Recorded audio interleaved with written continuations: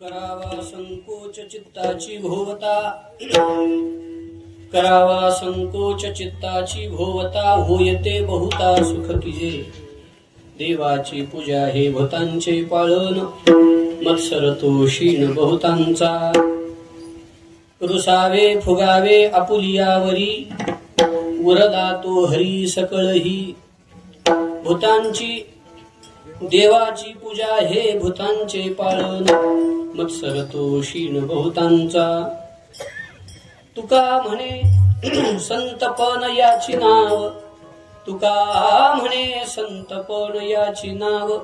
जरी होय जीव सकळांचा, देवाची पूजा हे भूतांचे पाळण, मत्सर तो शीण बहुतांचा.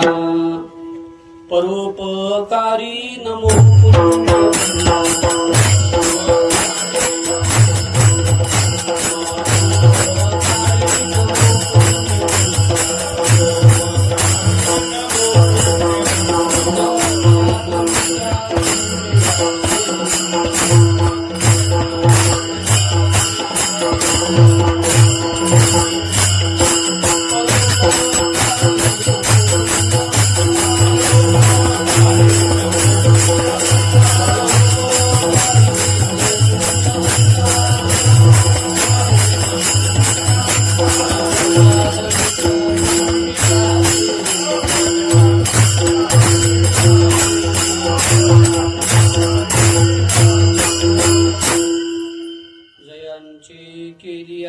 स्मरण.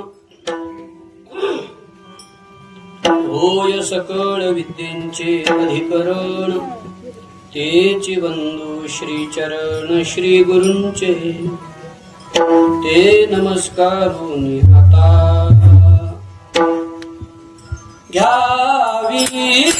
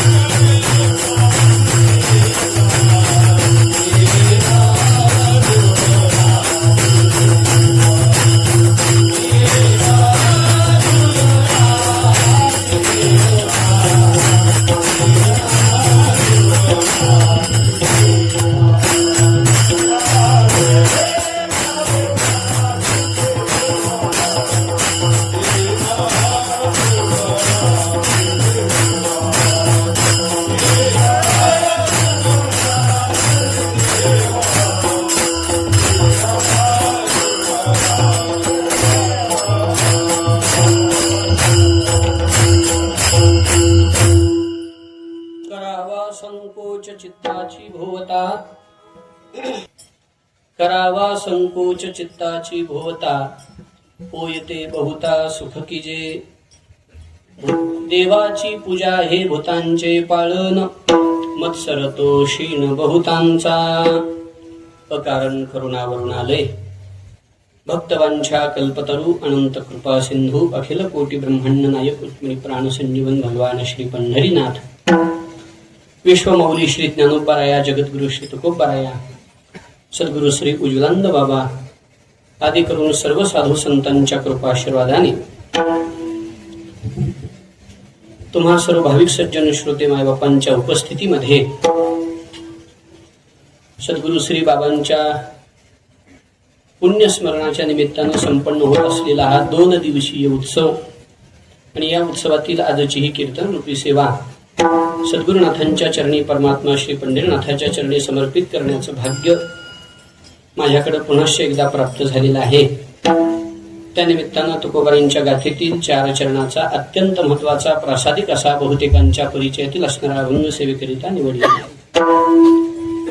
करावा संकोच चित्ताची भोवता होयते बहुता सुख तिजे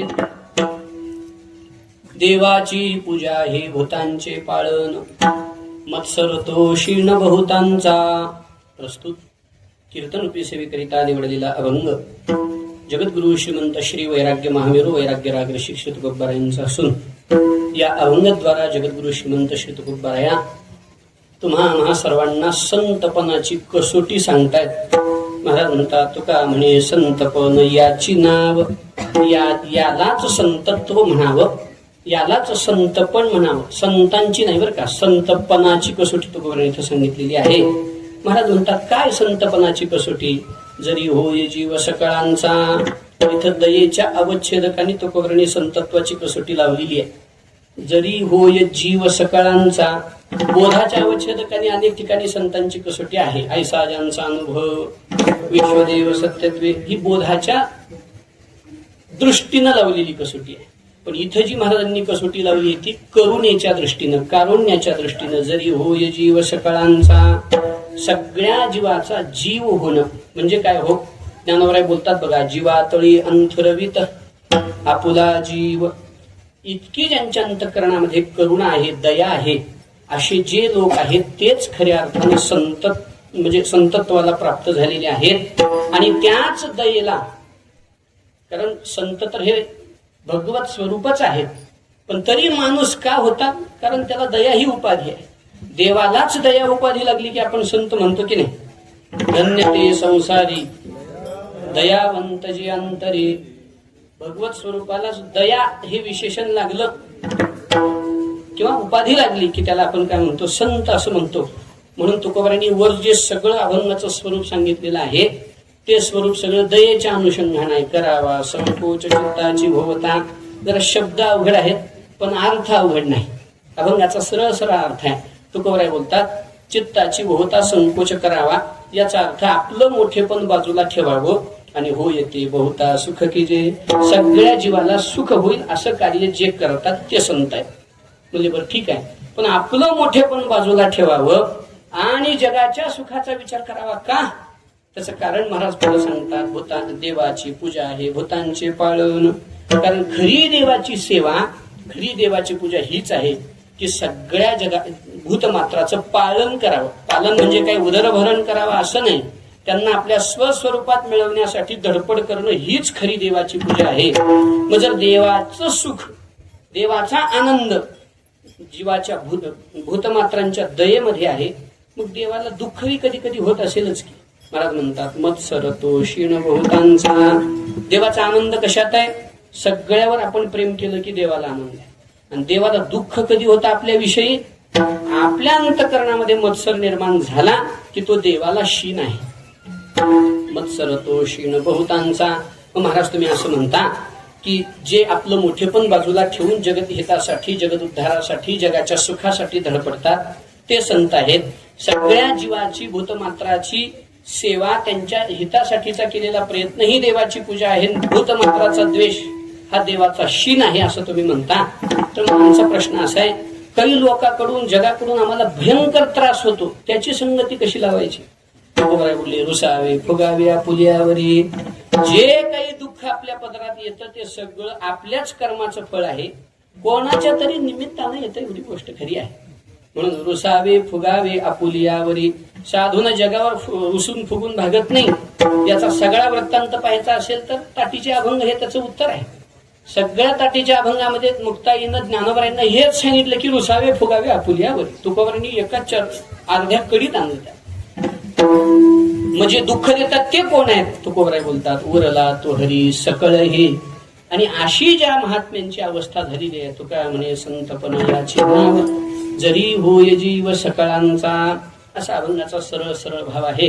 महाराजांनी कसं काही गोष्टी अवघडातल्या सोप्यात आणल्या, पण काही लई बुद्धिवादी लोकांनाही खुराक द्यावा लागतो म्हणून काही अभंग अशी दिल्या ज्याचा सरळ अर्थ आहे पण शब्दातून मिळच लागत नाही.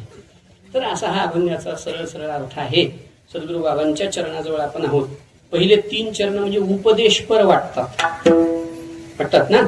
पुरसावे फुगावे आपुल्यावरी उपदेश आहे. देवाची पूजा आहे, होताची पण उपदेश वाटतो. करावा संकोच चित्ताचे उपदेश वाटतो, पण हा उपदेश नाही. तर तुकोबरांनी ही सगळी संतपणाची कसोटी सांगितली. कारण सगळं फिरतं ते तुका म्हणे संतपण याची नाव याची भोवताली, म्हणून तुका म्हणे संतपण याची नाव जरी होय जीव सकळांचा समभावांचा अभंग आहे. वास्तविक पाहता सद्गुरू बाबांच्या पुण्यतिथी पुण्यस्मरणाच्या निमित्ताने आपण सर्वजण इथे एकत्रित आलो.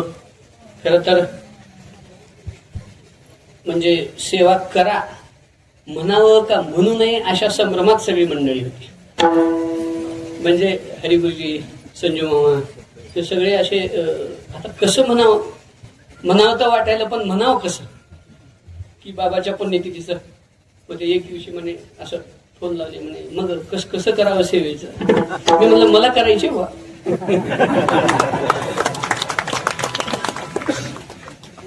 कारण ज्यांच्याकडे पाहून आम्ही परमार्थ करावा, किंवा आमच्या परमार्थाला म्हणजे सद्गुरू मारुती बाबांना तर साक्षात पाहण्याचा योग आला नाही. त्यांची कृपा तर आहे, यात काही संशय नाही. पण साधूची कृपा असली की आदर्शही पुढे चांगले लागतात की हो. बऱ्याच लोकांवर संतांची कृपा आहे, पण आदर्श भेटले नाहीत म्हणून असे गटंगळ्या खाऊन माणसं काही परेशान आहेत होते आपली. त्यामुळं सद्गुरू बाबांनी, मारुती बाबांनी कृपा करून एक आदर्श महात्मा आणि त्यांची काहीतरी मूल्य जीवनात घेऊन तू जगायला पाहिजे म्हणून जर काय समोर ठेवलं असेल तर सद्गुरू बाबांना ठेवलं. हे माझं व्यक्तिगत हा माझा भाव आहे. त्यामुळं मारुती बाबांची कृपा आहे हे साक्षात आहे, त्यात काही संशय नाही. पण जी काही तत्वाच्या निमित्तानं कृपा करायची होती, शिकवायच्या निमित्तानं, ती मात्र सद्गुरू उज्ज्वलानंद बाबाकडून आलेली आहे. त्यामुळं तुका म्हणे तेथे नाही भिन्न भाव. माझ्या दृष्टीनं तर ते दोघं वेगळे आहेत असं म्हणायचा येत किंचित प्रश्न किंवा संदेह मनामध्ये नाही. सद्गुरू बाबांची सेवा आणि ती नको म्हणजे तब्येतीच्या कारणानं दावलणं, किंबहुना आता खटाखट झालोय हे करायला, म्हणजे अवघड ओझं डोक्यावर घेऊन फिरण्यापेक्षा जरा चांगली सर्व्हिसिंग हे करून आपलं ऑइल फिल्टर, डिझेल फिल्टर बदलतात ना, तसं माझं वॉटर फिल्टर बदलून ते प्युरिफाय युनिटच आहे ना किडनी मध्ये, तर ते सगळं केलंच. हेची आम्हा करणे काम. आता हेच करायसाठी ते केलं, पुन्हा सेवेत अंतर. याच्यामुळं हे काही बरं नव्हतं. त्यामुळं हा सेवेचा भाग मी काही सोडला नाही. आणि मग त्या निमित्तानं हा सेवेचा योग माझ्याकडे आलेला आहे. सद्गुरू बाबांच्या कृपेनंच या ठिकाणी उभा आहे.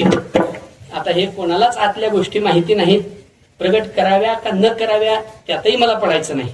पण मला सांगायचं एवढी गोष्ट खरी की ज्या वेळेला मला 5:30 वाजता ऑपरेशन थिएटरमध्ये घेऊन गेले, 14 ऑगस्टचं सांगायचं, म्हणजे सप्तमी, गोकुळाष्टमीचा आदला दिवस, इथं सगळा उत्सव सुरू. पण मला असं म्हणायचं आहे, त्या दिवशी बाबा इथं नव्हतेच. ज्यांनी म्हणजे लक्ष देऊन ऐकलं असेल, म्हणजे पाहिलं असेल, त्यांना लक्षात आलं असेल की त्या दिवशी जरा अचलपेट उदास होते, कारण बाबा तिथं होते. आणि हे मी आपलं भावनेनं बोलतोय असं जरी आपल्याला वाटत असलं तरी याला भावना असं तुम्ही लेबल लावायचं असेल तर लावू शकता, त्यात काही अडचण नाही. पण हा आमचा विश्वास आहे. त्याचं कारण असं आहे, मला ऑपरेशन थिएटरमध्ये घेऊन गेल्यापासून आपण सगळे तर इकडे आशीर्वाद देण्यासाठी, भगवंताची कृपा प्राप्त व्हावी, आरोग्य चांगलं लाभावं म्हणून आपण सर्वजण इकडे जे चिंतन स्मरण जी काही आपल्याला सेवा करता येणं शक्य आहे ते आपण करत होता, तसं तिथं असलेली मंडळी हे करत होती. आणि आमचे वैभव महाराज तिथं होते, खरवळकर. वैभव महाराजांनी बाबांची एक वस्तू तिथं प्राप्त झाली होती आणि त्या वस्तूला हातामध्ये घेऊन भगवंताचं स्मरण करत बसले होते. आता त्यांनी मला हे ICU जेव्हा मला ऑपरेशन झाल्यानंतर हे केलं, मी चांगला शुद्धीवर आलो, तेव्हा ही गोष्ट सांगितली. पहिली गोष्ट त्यांनी ही सांगितली की म्हणे डोळे झाकले, नामस्मरण सुरू झालं. ऑपरेशन थिएटर जवळपास कसं असतं सगळ्याला अंदाज आहेच जवळपास. तर म्हणे डॉक्टर होता खाली, पोटाचा भाग होता ना ऑपरेशनचा, तर सद्गुरू उज्ज्वलानंद बाबा आणि मारुती बाबा दोघं डोक्याच्या बाजूने माझ्या उभा राहिलेत आणि डोक्यावरून हात फिरवतात. असं दर्शन त्यांना झालं. तिथं दोघं बसलेले होते, आदरणीय आकडे भैया आणि वैभव महाराज. तर ह्या दोघांना ही अनुभूती, याचा अर्थ असा आहे की त्यांनी तुम्ही सांभाळिले संती भय निरसली खंती. तुका म्हणे काय वत्स धेनू वेची चित्ती तैसे मज येती सांभाळीती. अशा प्रसंगात इथला उत्सव सोडून बाबा तिथं आले. मग आता टकाटक त्यांच्याच कृपेनं झाल्यानंतर त्यांची सेवा करायची नाही, मग कुणाची करायची असा भाग आहे. ऐशा लाभा जो मुकला, मग काय पुढं कीर्तन करणं म्हणजे मग तो काय हे झाला का? हा सेवेचा भाग आहे. आणि त्यांच्या कृपेनं या ठिकाणी असा मी कंबर बांधल्या काही गोष्टी आपल्याला जाणून दिल्या असतील. आता कसं आहे, उगा केला इशारा जाता तर ते महाराजांची कंबर बांधल्यानंतर थोडं तरी पोट बाहेर दिसलं तर तो खरा महाराज. आणि ते आता माझं दिसायला सुरुवात झालेली हे सुद्धा त्यांच्या कृपेचंच फळ आहे. तर आध्यात्मिक सामर्थ्यानं तर त्यांनी तुका म्हणे खूप गोड अभंग रूपावळीत झाला. तुम्ही उदार कृपाळ शृंगारिले बाळ कवतुके. सात्विक गुणांच्या शृंगारानं तर त्यांनी शृंगारित केलेलंच आहे, यात काही संशय नाही. पण आरोग्याच्या अंगानं सुद्धा त्यांनी अशा पद्धतीनं शृंगारित केलेलं आहे. एखादी किडनी चालू व्हायची म्हटलं ऑपरेशन झाल्यानंतर कमीत कमी एखादा तास लागतो, जास्तीत जास्त 2 दिवस लागतात. तो टाइम पिरियड आहे चालू होण्याचा. पण म्हणजे आश्चर्य हे की माझी किडनी 8व्या मिनिटात सुरू झाली होती. म्हणजे जी आईची किडनी इकडे आली ती 8व्या मिनिटात सुरू झाली. हे सगळं विज्ञानाच्या अतीत असणाऱ्या गोष्टी आहेत. कदाचित त्यांना लवकर सेवेत आणायचं असल्यामुळे ते सगळे लवकर प्रक्रिया घडत गेल्या असतील. ज्या वेळेला ऑपरेशन होत होतं त्यावेळेला माझं क्रिएटिनिन, आता हे म्हणा तुम्ही 6.3 होतं. 8 वाजली काही 5 कमी आहेत का? 8ला मला ध्यान करा. तर ते काय सांगत होतं 6 होतं. ऑपरेशन झाल्यानंतर ते खाली येतं, पण हळूहळू येतं, 8-10 दिवसात येतं. माझं दुसऱ्या दिवशी 3 झालं, तिसऱ्या दिवशी 2 झालं आणि चौथ्या दिवशी 1 झालं, म्हणजे नॉर्मलला आलं. हे सगळं कृपेचं फळ आहे. यामुळं सेवा इथली नाही करायची तर मग दुसरीकडे कुठं करायची? येथ सलगी करू भिओ तरी निओ केपा. मग इथं सेवेत नाही तर मग कुठं सेवा करायची? म्हणून या सेवेचा योग माझ्याकडे प्राप्त झालेला आहे. त्यांच्या कृपेनं हे सगळं यथा सांग यथा योग्य पद्धतीनं पूर्ण केलेलं आहे. आता तसं तर पावला पावलाला या कृपेची अनुभूती आहे. ते सगळं सांगत बसलो तर मग विस्तार भय असतो, त्याचा जास्त विस्तार न करता एवढी गोष्ट खरी आहे की त्यांच्या कृपेनं हे मिळालेलं आरोग्य आहे, तर त्यांच्या सेवेत समर्पित व्हावं हा भाव. आणि या भावाच्या निमित्तानं ही सेवा माझ्याकडे प्राप्त झालेली आहे. सद्गुरू बाबांनी 3 गोष्टी सांगतो फक्त. एक, परमार्थ कसा करावा हा मार्ग त्यांनी दाखवला.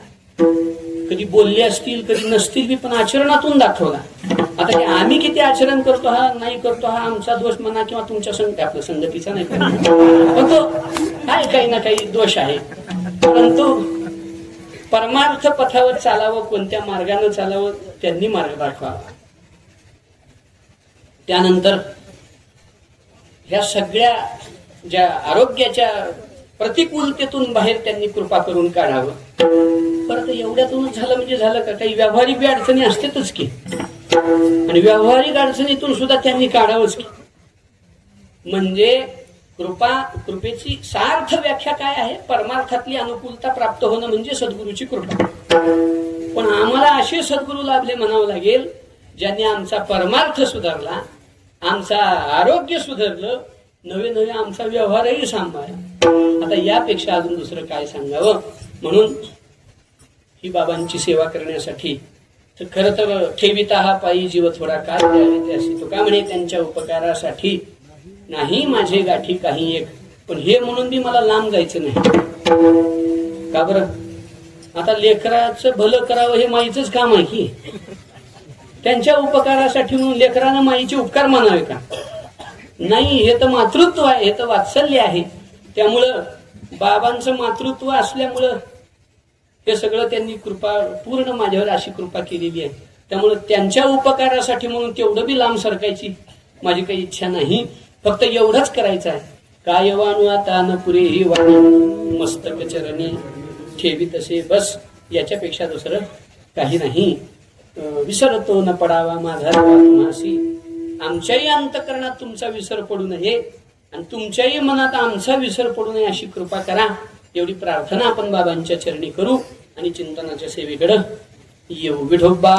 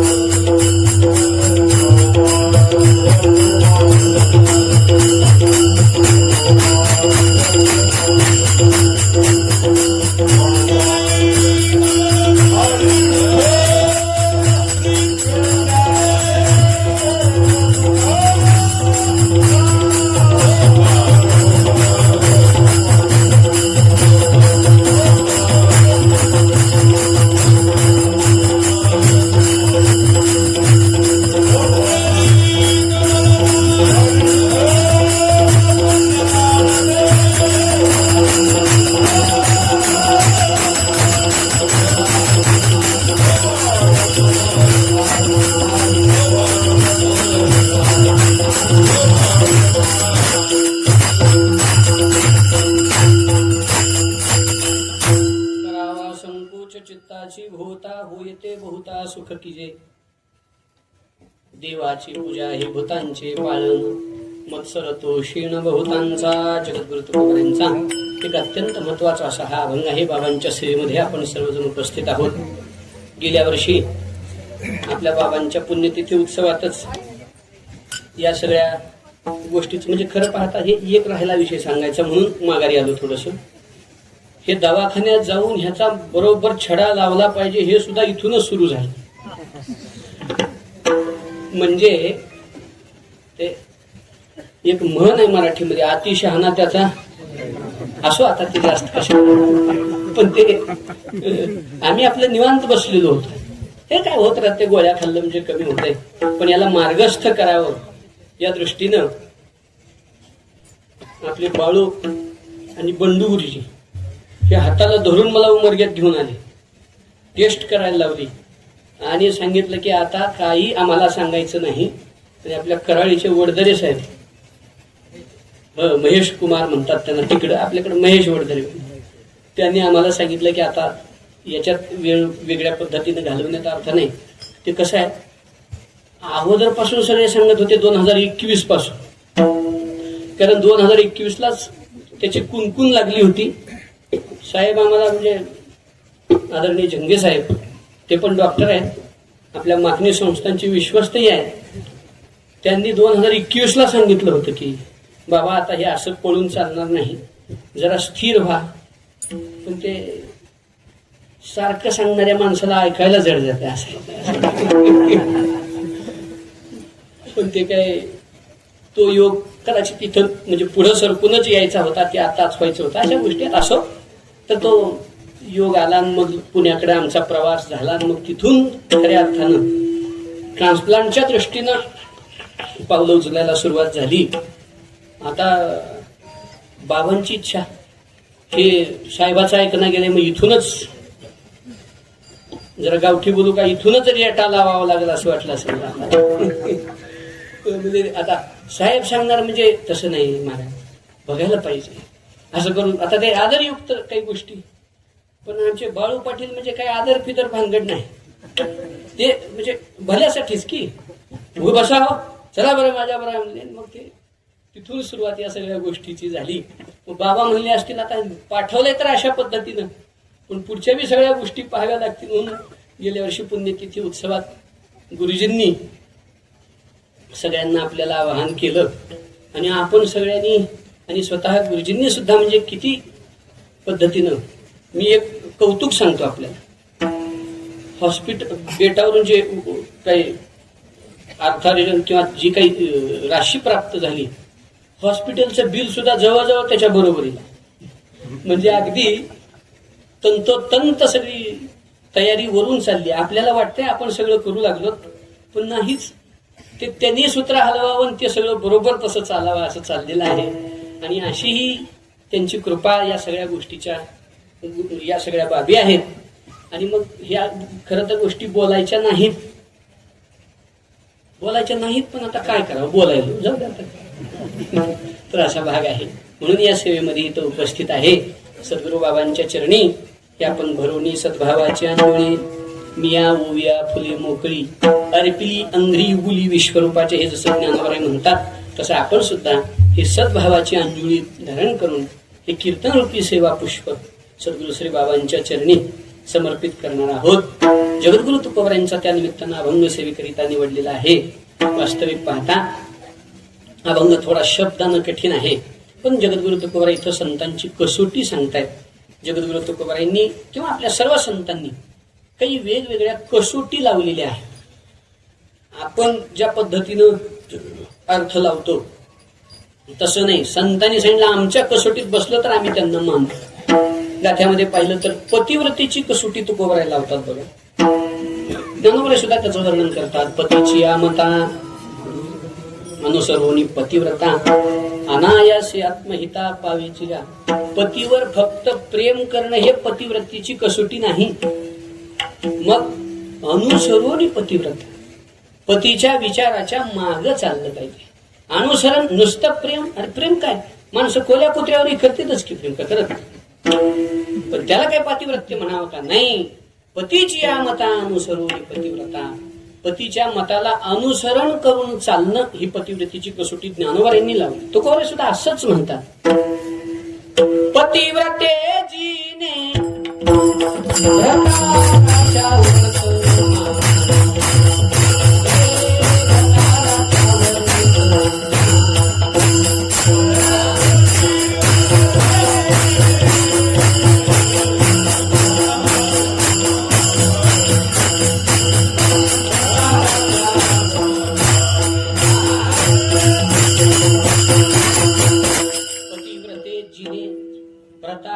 वर्तमाने पतिव्रताने ज्ञानिकाची स्तुती.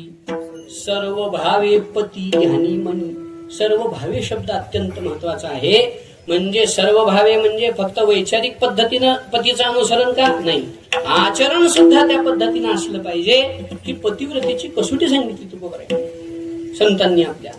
वारकऱ्याची आहे, भक्ताची आहे, गुरुची आहे, विद्यार्थ्याची आहे. अशा वेगवेगळ्या कसोटीचा विचार आपल्याला करता येणं शक्य आहे. थोडक्यात बोलायचं म्हणलं तर आता वेळेचा अभाव आहे.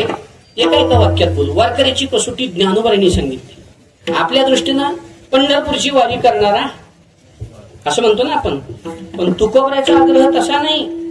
वारी केल्यावर वारकरी होतो असं म्हणतात का महाराज? आधी वारकरी व्हा मग वारी करा म्हणतात. होय होय मग पाहे रे पंढरी. याचा अर्थ वारी केली म्हणजे वारकरी अशी संगती लागू शकत नाही. आधी वारकरी व्हावं लागतं मग वारी करावी लागते. यात एक मार्ग आपण असा काढू शकतो की हळूहळू वारी करून वारकरी होऊन पुन्हा वारी करावी, असा एक अर्थ निघू शकतो. पण वारी केला म्हणजे वारकरी ही ज्ञानोबांची कसोटी नाही. मग काया वाचा मने जीवे सर्वस्वे उदार, बाप रखुमा देऊर विठ्ठलाचा वारी कर. काया वाचा मन या सर्वस्वानं जो भगवत चरणारविंदी समर्पित झालेला आहे तो खऱ्या अर्थानं वारकरी आहे.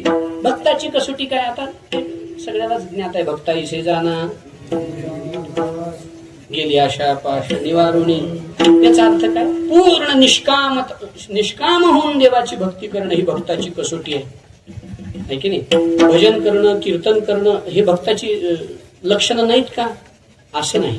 पण हे सगळं करताना निष्कामता असणं ही खरी भक्ताची कसोटी आहे की नाही? म्हणून भक्ताची कसोटी, पतिव्रतेची कसोटी, वारकऱ्याची कसोटी सांगितली.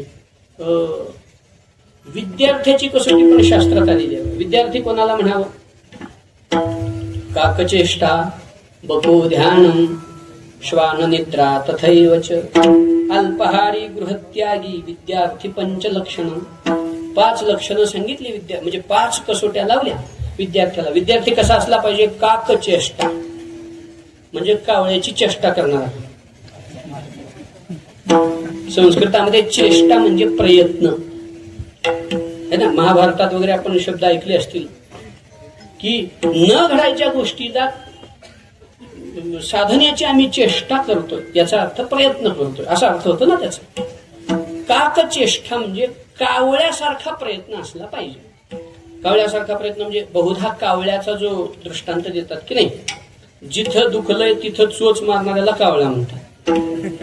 पण इथं तो अर्थ नाही. ते आपल्याला लहानपणी रांजण त्याच्यात पाणी बुडाला असणं आणि मग ते कावळा खडे टाकून म्हणजे साध्य प्राप्त होईपर्यंत प्रयत्न न सोडणं. साध्य प्राप्त होण्यासाठी वेगवेगळ्या युक्ती प्रयुक्ती प्रयत्न करून साध्य गाठेपर्यंत प्रयत्न करणं याला म्हणावं काकचेष्टा.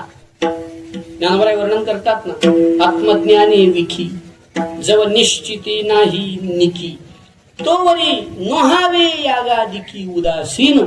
ज्ञानोबा म्हणतात जोपर्यंत पूर्ण बोधांत करण्याला भेटत नाही तोपर्यंत प्रयत्न न सोडणं ही विद्यार्थ्याची पहिली कसोटी आहे. कळो न कळो प्रयत्न करीत राहा. खूप मला वाटतं 20 वर्षापूर्वी कार्तिकी वारीमध्ये तात्या महाराज त्यांच्या मुखातून मी ऐकलेलं आहे बरे. संदीपान बाबांची सेवा होती केंद्रे महाराजांच्या ज्ञानेश्वरी मंदिरात आणि संदीपान दादांना काही तांत्रिक अडचण आली सेवेला पोहोचण्यासाठी. मोठे बाबा त्यावेळेला जरा जास्त आजारी होते, चौधरी बाबा, आणि त्याची बैठक असल्यामुळे त्यांना येता आलं नाही. केंद्रे बाबा स्वतः कीर्तनाला बसले. म्हणजे गोविंद बाबा केंद्रे ज्यांनी ज्ञानेश्वरी आणि बाबांची अवस्था अशी होती ज्यावेळेला ते आळंदीत आले त्यावेळेला त्यांना ह्याला अ म्हणावं, ह्याला आ म्हणावं, ह्याला क म्हणावं, ह्याला ख एवढं सुद्धा येत नव्हतं. सद्गुरूची आज्ञा झाली 108 पारायण कर ज्ञानेश्वरीची. कशी करायचे? प्रत्येक अक्षराला रामकृष्ण हरी म्हणायचं. आणि बाबांनी असं करता करता करता करता असे संस्कृत वाचणारे बनले बाबा. काय बाबांच्या ज्या म्हणजे तारुण्यातल्या काही गोष्टी आहेत, काय बाबांची वचनं असायची मला, काय संस्कृताचे श्लोक म्हणायचे. पण त्या दिवशी ते जरा थकली होती त्या वेळेला, तर ते बाबा म्हणे की काय आम्ही सायास केलाय, जे ह्याला ख क म्हणावं कळत नव्हतं संस्कृताचे श्लोक पाठ करायचे. कसे पाठ करायचे? दुसऱ्याला म्हणायला लावायचं ना आपण ध्यान द्यायचं, ह्याला काय म्हणते त्याला काय म्हणते. पण अशा अवस्थेतून साधना केलेला साधक केंद्रे बाबा होऊ शकतात. याला म्हणावं काकचेष्टा. पाठ होईपर्यंत पिछा नच सोडणं हे विद्यार्थ्याचं पहिलं लक्षण. काकचेष्टा बकू ध्यान इथं एकाग्रतेसाठी आलेलं बगड्याचं उदाहरण आहे. बक म्हणजे बगळा जसं मासा येईपर्यंत एकाग्र आणि शांत उभा राहतो आणि आपलं ध्येय जवळ आलं की बरोबर चोच मारतो.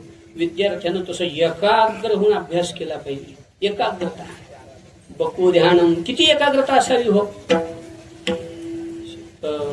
2010-11ची गोष्ट असेल. रामदेव बाबा उमरग्याला आले होते बघा. ते भारत दौऱ्यावर होते त्यावेळेला. आणि बाबा रामदेव बाबांच्या आधी 2 महात्मे बोलले होते त्या ह्याच्यात. तुमच्या ध्यानात असेलच सगळं, हा म्हणा. काय करता 2 म्हणजे आमचे श्यामचैतन्यजी बाबा माकणीचे, ते एक 10 मिनिट बोलले होते. आणि सद्गुरू उज्ज्वलानंद बाबा बोलले होते. बाबा काही फार बोलले नाही. बाबांनी 2-4 मिनिटात आपलं मत म्हणजे भाव व्यक्त केला. पण ते सांगत असताना सांगितलेलं मला इथं सांगायचं, माझ्या ध्यानात आहे. असल्या गोष्टी सुटत नाहीत. आकुच्या बकुच्या सकुच्या म्हणता सुटतात. बाबांनी त्या प्रवचनात म्हणजे त्या तिथं बोलत असताना असं सांगितलं होतं की म्हणे, आता रामदेव बाबा आपल्याकडे येत आहेत, आपण सगळ्यांनी त्यांचे शब्द कसे ऐकावे. जसा स्वाती नक्षत्राचा कालावधी असावा, पावसाचं वातावरण व्हावं आणि शिंपले आपलं मुख उघड करून त्या स्वाती नक्षत्रातल्या धारेतल्या एका थेंबाची जशी वाट पाहतात आपल्यामध्ये घेण्यासाठी, तसे आपल्या हृदयरूपी शिंपल्याचे दरवाजे उघडून बाबांच्या मुखातून येणारे शब्द ऐका, असं बाबा म्हणाले होते. माझ्या हे पक्क ध्यानात, बाकी काही ध्यानात नाही माझ्या, पण एवढं ध्यानात आहे. असं माणसानं एकाग्र होऊन साधना करायला पाहिजे. एवढं एकाग्र व्हावं, एवढं भूक लागावी माणसाला ज्ञानाची, तर मग खऱ्या अर्थानं विद्यार्थ्याच्या या लक्षणात बसतो. बपू ध्यान, श्वान निद्रा, कुत्र्यासारखं झोपावं. असं आहे का? कुत्र्यासारखं झोपावं असं नाही, कुत्र्यासारखी सावध झोप असावी असा त्याचा अर्थ. सावध असावं हा त्याचा सरळ अर्थ. कुत्रा झोपला तरी किती सावध असतो, आपला पाय वाजला तरी तो लगेच जागा होतो. आता काय काय चोर चोरी करून गेल्यावर बी उठत नाही, तो भाग वेगळा आहे. त्या कुत्र्याचं इथं वर्णन नाही. तर श्वाननिद्रा, सावधपणानं विद्यार्थ्यानं साधना केली पाहिजे. किती सावध महाराज वर्णन करतात बघा. तुका म्हणे घडी घडीने साधावी,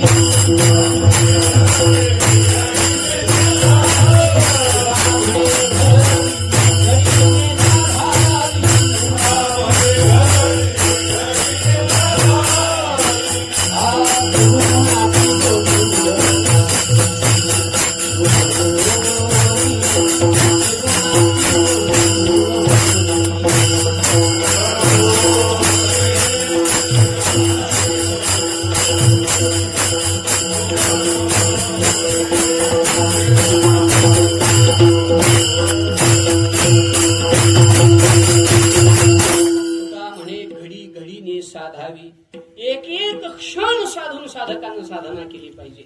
1 मिनिट सुद्धा नवजे वाया काळ जे तुझ ध्याते, नवजे वाया काळ. 1 क्षण सुद्धा विद्यार्थ्यांना आपल्या जीवनातला व्यर्थ घालवू नये. परमश्रद्धेय प्रातस्मरणीय स्वानंद सुखनिवासी रामसुखदासजी महाराज वचन सांगायचे. रामसुखदासजी महाराज म्हणायचे, स्वामीजी म्हणायचे, बाबा महाराजांच्या मुखात स्वामीजींचं अखंड नाव असतं. बाबा महाराज काडगावकर बाबांच्या. स्वामीजी म्हणायचे की एखादा साधक 23 तास 59 मिनिट साधना करीत असेल आणि 1 मिनिट साधना करीत नसेल तर त्यानं स्वतःला मी साधक आहे असं म्हणू नये. मग आता संत कोण कुणाला म्हणावं, आता ती मोठी अडचण असो. म्हणजे विद्यार्थ्यांना एवढा वेळ सत्कारणी लावला पाहिजे, काळ सार्थक केला धरीला म्हणे सावध असलं पाहिजे. विद्यार्थ्याचं हे परम कर्तव्य आहे की आपला वेळ वाया घालवू नये. अखंड आपल्या चिंतनासाठी, अभ्यासासाठी, ज्ञानार्जनासाठी सावध असलं पाहिजे. विठोबार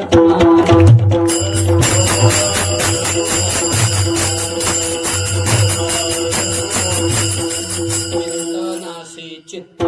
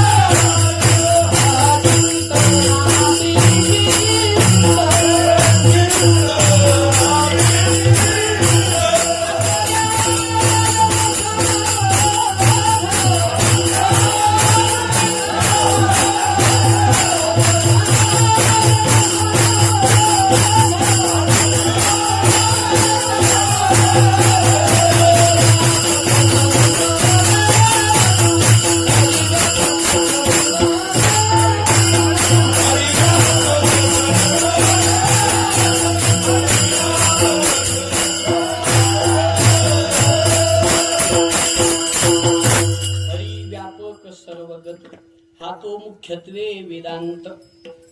काय साधकानं ह्या गोष्टीला फार साधन कालात महत्व द्यायचं नाही. का बरं सगळंच हरिरूप आहे, मग मला साधना करायची काय गरज आहे, असा भ्रम होऊ शकतो. त्यामुळं साधकानं हा भाव मनात ठेवायचे की हरिव्यापक सर्वगत, पण चिंतनाशी चित्त असू द्यावे सावध. पण चिंतनासाठी चित्त मात्र सावध ठेवलं पाहिजे. बर सावध होऊन भजन अभ्यास करावा. विद्यार्थ्याचं हे तिसरं लक्षण आहे. काय काय सांगितलं आपण आहे तुमच्या ध्यानात, आता असू द्या. काकचेष्टा बको ध्यानम श्वान निद्रा तथैवच. आता चौथा भाग, चौथी कसोटी शास्त्रकार लावतात ते म्हणजे अल्पहारी, म्हणजे कमी खाणारा विद्यार्थी असा. विद्यार्थ्यानं कमी खावा हा त्याचा. युक्त आहार विहारस्य युक्त चेष्टस्य कर्मसु. शंकराचार्यांनी तर साधकांसाठी उपदेश कर, मी नेहमी सांगितलं हा भाग, असा भाव सांगितलेला आहे की विद्यार्थ्यांना किती जेवावं. क्षुद्व्याधीश्च चिकित्सतां प्रतिदिनम. मी एवढंच सांगतो, क्षुद्व्याधी भूक ही व्याधी आहे असं समजावं. चिकित्सा करावी त्याची. ही व्याधी कशी संपवता येईल. आता भूक ही व्याधी संपवायची असेल तर काय पर्याय, खाणं हाच पर्याय ना. मग जर भुकेला आपण रोग समजत असू तर जेवण काय झालं, औषध. औषध आपण बचकन खातो का चिमटीनं खातो. मग जर भूक हा रोग आहे, आहार हे औषध आहे, तर आहार कसा घेतला पाहिजे, जसं औषध मोजून मापून घेतो तसा घेतला पाहिजे की नाही. म्हणून क्षुद्व्याधीश्च चिकित्सतां प्रतिदिनम भिक्षौषधम भुज्यताम. भिक्षेतलं जेवण सुद्धा औषधासारखं. सद्गुरु बाबा 24 तासात एकदा जेवायचे, पण एकदा जेवायचे म्हणजे काय आपल्या आणि 5 हपकीत होते. माणसं सोमवार आहे म्हणून 4 भाकरी 5 भाकरी ही मी म्हणायचं बंद केलं बरं सध्या, कारण माझी अवस्था तशी झाली. इतकं जेवण चाललंय काय सांगा, खादलेची खावे वाटे. पोट सेविताना झाले अशी अवस्था झाली. असो, त्यामुळे मी काही ह्या आहारावर जास्त बोलणार नाही, पण तत्व सांगायला काय अडचण. भिक्ष औषधम भुज्यताम. औषधासारखं जेवावं. 24 तासात 1.5 भाकरी फार झाली बाबांच्या जेवणात. 1.5 भाकरी कधी तर थोडस वाढलं तर वाढत असेल, पण मी 2-4 वेळा पाहिलोय बाबांबरोबर जेवायचा योग आला. 2-4 वेळा 1 ते 1.5 भाकरी विषय संपला. काही असं याला म्हणावं अल्पहार नाही. आपलं दुसरं चालू होतं भिक्षौषधम भुज्यताम स्वाद्वन्नम न तु याच्यताम. चांगलं जेवण मिळावं ही विद्यार्थ्यांना अपेक्षा ठेवू नये. स्वाद्वन्नम न तु याच्यताम विधिवशात प्राप्तेन संतुष्यताम. शंकराचार्य सांगतात भगवत कृपेनं प्रारब्ध अवस्थेमध्ये जे मिळालं प्राप्त पर्याप्त मानून खावं.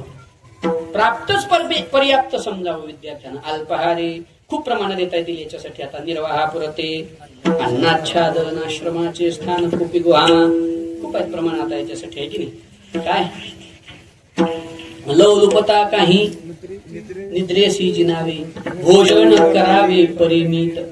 अगदी मापात जेवावं. युक्त आहार विहार नियमेंद्रियासी सार नसावे वासर निद्रा बहुभाषण.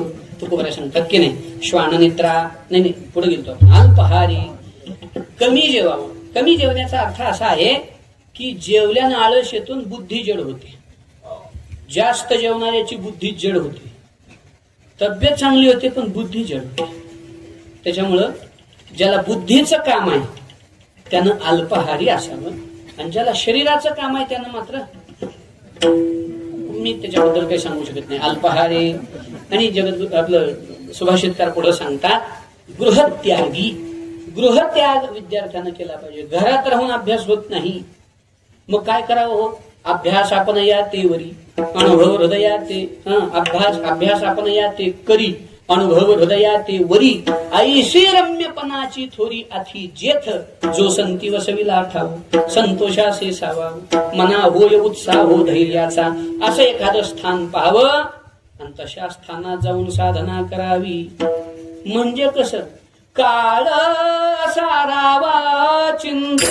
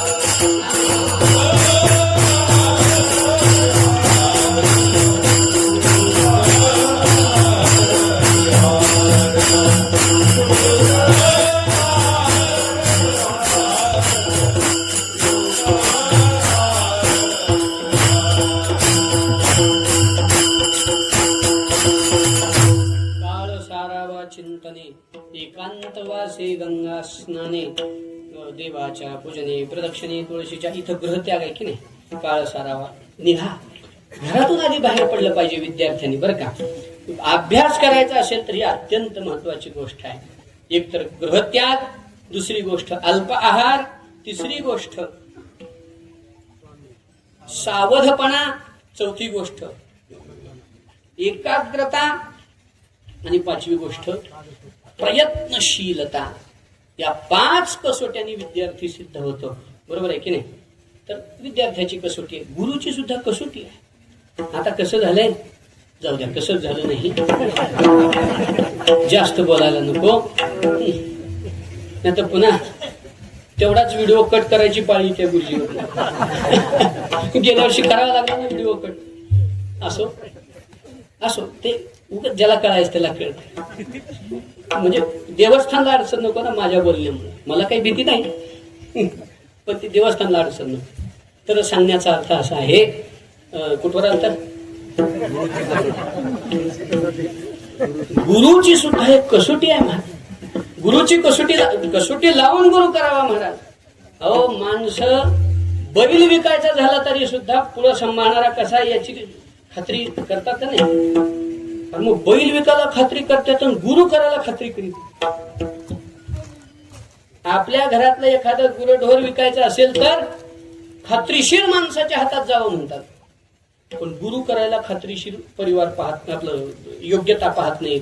मुलगी द्यायला खात्रीशीर परिवार पाहत नाहीत. किती वेडेपण आहे होणार.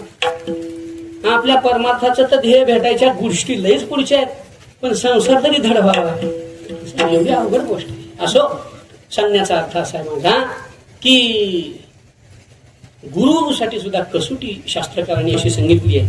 आता हे काही जास्त सांगत नाही, कारण वेळ भरपूर होऊ लागला. अभंग अजून तसाच आहे आपला. 8:30 झाले असतील. आज थोडं मला बोनस द्या गुरु, म्हणजे हा नाहीच सोडल्यावर तुम्ही तर का म्हणून गोडीत आहे म्हणा. तर हे तुमच्यासाठी होतं, गुरुजींकडे विनंती, हे तुमच्यासाठी आहे खास. तर विषय आपला असा सुरू आहे, गुरुची कसोटी. वेदांत शास्त्रामध्ये श्रोत्रिय, ब्रह्मनिष्ठ आणि कृपाळू या 3 गुणांनी जो युक्त आहे तो गुरु आहे बरं का. 3 म्हणजे कोणते कोणते, श्रोत्रिय, बहुश्रुत असावा, शास्त्राचं सांग पांत चिंतन ज्यांच्याकडून झालेलं असावं. शिष्यानं एखादी शंका विचारली तर त्या शंकेचं निरसन गुरुला करता यावं, म्हणून तो श्रोत्रिय असला पाहिजे. म्हणजे ज्ञानाचा आवाका गुरुचा मोठा असला पाहिजे. पुढे चला, ब्रह्मनिष्ठ असला पाहिजे. जे ज्ञान त्यांच्याकडे भरपूर आहे ते ज्ञान त्यांच्या आचरणातून, वागण्यातून प्रगट झालं पाहिजे. मी ब्रह्मनिष्ठतेची व्याख्या अशी करतो बघा. ब्रह्मनिष्ठा म्हणजे बोलण्यात नुसतं असू नये. बोलण्यात तर खूप लोकांचे, ज्ञानोबाईंनी त्यांना एक शब्द वापरलाय, सांगूच का. आपल्याकडे एक शिवी म्हणून वापरतात त्यांना, काय म्हणतात, जग मारली म्हणतात ना. ज्ञानोबाईंनी तो शब्द वापरलाय, तैसे बोलवरी वाचा बळे वायाची जखवी जती प्रतीतीचे डोळे परी साचो कार्य बोधा वेळे आथिना होईजे. ज्ञानोबराय म्हणतात काय काय माणसं बोलताना लय आलं लक्षात, परंतु अनुभवाचा प्रसंगाचा प्रश्न ज्या वेळेला समोर उभा राहतो त्यावेळेला मात्र ज्ञान कुणीकडे पळून जातं गणितला लागत नाही. म्हणून ज्ञानाची उपस्थिती प्रतिकूलतेत असणं हे महत्वाचं आहे. हे महत्वाचं आहे ना. मी तर देवाला हीच प्रार्थना अखंड करीत राहतो अजूनही. या ऑपरेशनच्या प्रसंगात तर मी देवाला हीच प्रार्थना केली, म्हणजे एवढे दिवस सेवा केली आहे आणि जर या प्रसंगात मी भीती वाटली मला, तर मग एवढे दिवस कंबर बांधून सांगितलेलं सगळं निरर्थक आहे. तुम्ही अशी कृपा करा, तुम्ही वसवून अंतरी मज जागवा निर्धारी. या प्रसंगात माझ्या या सगळ्या गोष्टी जाग्या राहाव्या. आता राहिल्या का नाही अंदर की बात खुदा जानी, तुम्हाला नाही सांगणार, पण प्रार्थना करायला विसरलो नाही, ही सद्गुरूची कृपा आहे. आता ती यायला अवकाश असेल त्या सगळ्या गोष्टी भेटायला. परंतु भाग असा आहे की ब्रह्मनिष्ठ याचा अर्थ जे ज्ञान आपल्या जवळ आहे ते ज्ञान आचरणातून, वागण्यातून, बोलण्यातून प्रगट झालं पाहिजे. असा ब्रह्मनिष्ठ असावा, ज्ञान भरपूर असावं, ब्रह्मनिष्ठ असावा. पण एवढंच असून भागत नाही, जगत कल्याणाचा अंतःकरणात भाव असावा, शिष्याचा उद्धार व्हावा ही तळमळ असावी, म्हणून कृपाळू असावा. म्हणून ज्ञानोबरांनी ह्या सगळ्या तिन्ही गोष्टीला एकात आणलं. संसाराय साथ दारुणू जो भेटलाची हरे शिणू ज्ञानदानी सकरणू भजिजे गुरु. ही गुरुची कसोटी आहे. ज्यांच्याकडे इतकं ज्ञान आहे की शिष्याची भेट झाल्या क्षणी त्याच्या अंतःकरणातल्या संसाराचा पाश तोडून टाकतात आणि ज्ञान देण्यासाठी जे करुणाघन आहेत, ही गुरुची कसोटी आहे.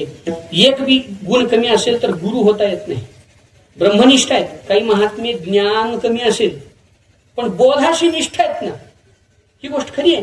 काही महात्म्याला तपश्चर्येनं म्हणजे बोध झालेला असतो, तो काही ज्ञानानंच व्हावा असं काही नाही. कोणाला तपश्चर्येनं बोध होतो, कोणाला ज्ञानानं होतो. म्हणजे तुम्ही म्हणाल आज कसं म्हणता तुम्ही वेदांताच्या सिद्धांतावर विद्रोह करताय, असं जर तुम्हाला वाटत असेल तर त्यासाठी देवानी एक सोय करून ठेवली आहे.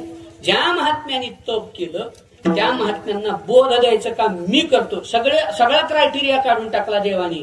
ते काय तीव्र वैराग्य, विवेक, शमदमादी हे सगळं बाजूला काढलं. दधामी बुद्धी योगम तम येन मामुपयांती ते. त्यामुळं बोध कशानं होईल? ज्ञानानंच होईल असं काही तपश्चर्येनं होऊ शकतो. ज्ञान नसेल तर विद्यार्थी शिष्याची शंका शिल्लक राहील. म्हणून त्याच्याकडं ज्ञान असलं पाहिजे. दुसरी गोष्ट, ब्रह्मनिष्ठ नुसतं बोलण्यातलंच ज्ञान असेल तर तुकोबराय म्हणतात मुखे बोले ब्रह्मज्ञान मनी धनांनी मान ऐशियाची करिता सेवा काय सुख होई जीवा. ते जमणार नाही. ज्ञान आहे, ब्रह्मनिष्ठ आहे, पण करुणाच नाही, शिष्याविषयी प्रेमच नाही, तोही शिष्याचा उद्धार करू शकत नाही. म्हणून गुरुची कसोटी आहे श्रोत्रिय, ब्रह्मनिष्ठ आणि कृपाळू. ठीक आहे, पुढे चला. किती गोष्टी झाल्या जेवढ्या झाल्या तेवढ्या. आता संतांची सुद्धा कसोटी संतांनी लावावी. आपण काय कोणालाही संत म्हणायला बसलोत महाराज. आपल्याला काही नाही. एखाद्या कीर्तनकारानं कीर्तनात आपलं 10 कीर्तनात नाव घेतलं की त्याच्यासारखा साधू जगात नाही वाटतं आपल्याला. असं आहे, असू शकतं ते असं. त्यामुळे आपण कोणाला संत म्हणावं महत्वाचं नाही, तुकोबराय कोणाला संत म्हणतात हे महत्वाचं आहे. तुकोबराय देवाला सुद्धा भांडायला गेले, म्हणे देवा तुला सुद्धा माहित नाही संत कोणाला म्हणावं. तू सुद्धा कधी कधी प्रेमात वाहत जातोस आणि कोणालाही संत म्हणतोस. आमच्या निकषात बसला तर संत. करी सीते देवा करी माझे सुखे परी मी त्यासी मुखे न म्हणे संत. तुकोबराय म्हणतात त्या गोष्टीतले जाणकार आम्हीच. तुकोबरायांचं प्रमाण आहे. तुका म्हणे आम्ही तेथे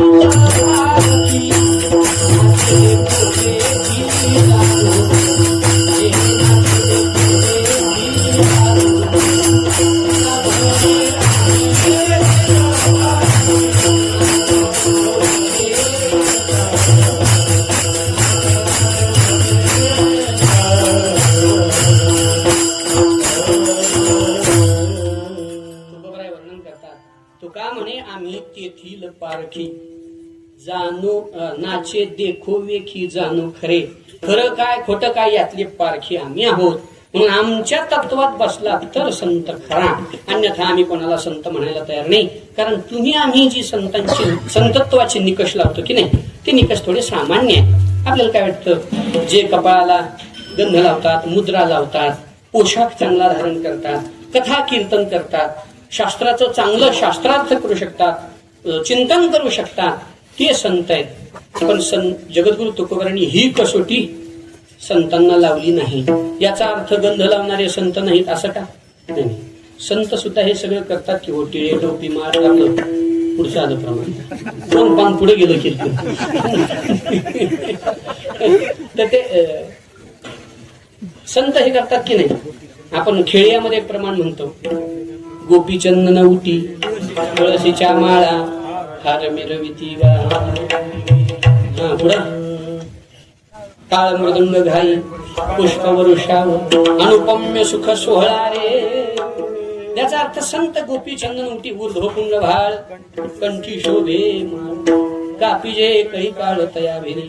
नाथ महाराजांचं प्रमाण हो, हृदयी कळवळा वैष्णवाचा. याच्या आधी काय, तुळशी माळ गळा गोपीचंदन हृदयी कळवळा वैष्णवाचा. याचा अर्थ संत गंध लेवतात का? लेवतात. माळा घालतात का? घालतात ना. मुद्रा लेवतात का? लेवतात ना. लेवतात की. संत जगद्गुरु तुकोबारायांनी संतांचं वर्णन करताना हे केले नाही ना. आता हे जरा स्पष्ट होईनात प्रमाण वयमान होते असं पण ते मुद्रा आणि माळ तुळशी कंठी काय आता सापडलं तर बघा. मुद्रा आणि माळ तुळशी कंठी महाराज वर्णन करतात की हे संतांचं मंडित भूषणे सदा सर्व काळ. मुद्रा आणि माळ तुळशी कंठी हे संतांचं स्वरूप आहे. पण एवढंच केलं म्हणजे संत होतो का? महाराज म्हणले नाही. काही लोक हे करतात पोटासाठी, टिळे टोपी माळा आहे का नाही, पुढे घेतलं का नाही, टिळे टोपी माळा देवाची गबाळे वागवी ओंगळ पोटासाठी. किंवा तुकोबाराय म्हणतात नुसतं टिळे टोपी माळा केल्या म्हणजे संतत्व सिद्ध होत नाही. नवती ते संत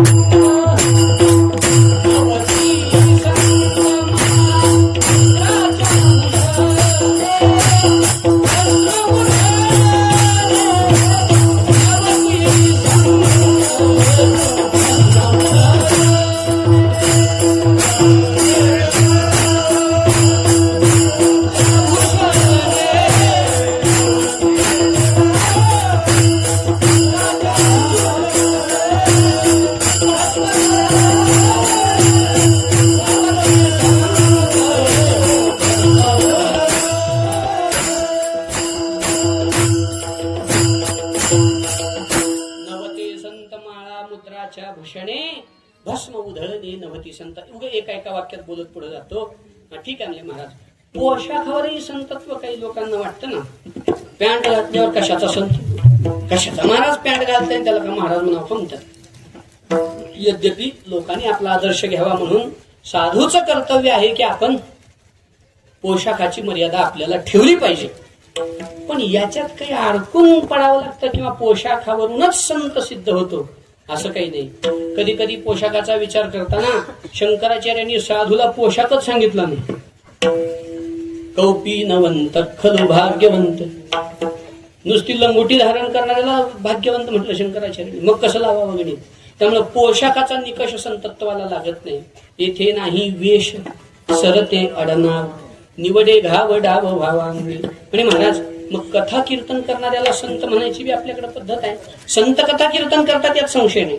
सततम कीर्तयंतो मा यतंतश्च दृढव्रता पैसे माझ्या गुणी झाले देश काळा ते विसरले कीर्तन सुखे झाले आपण पाची. कृष्ण विष्णू हरी गोविंद या नामाचे निखळ प्रबंध संत कीर्तन करतात ना.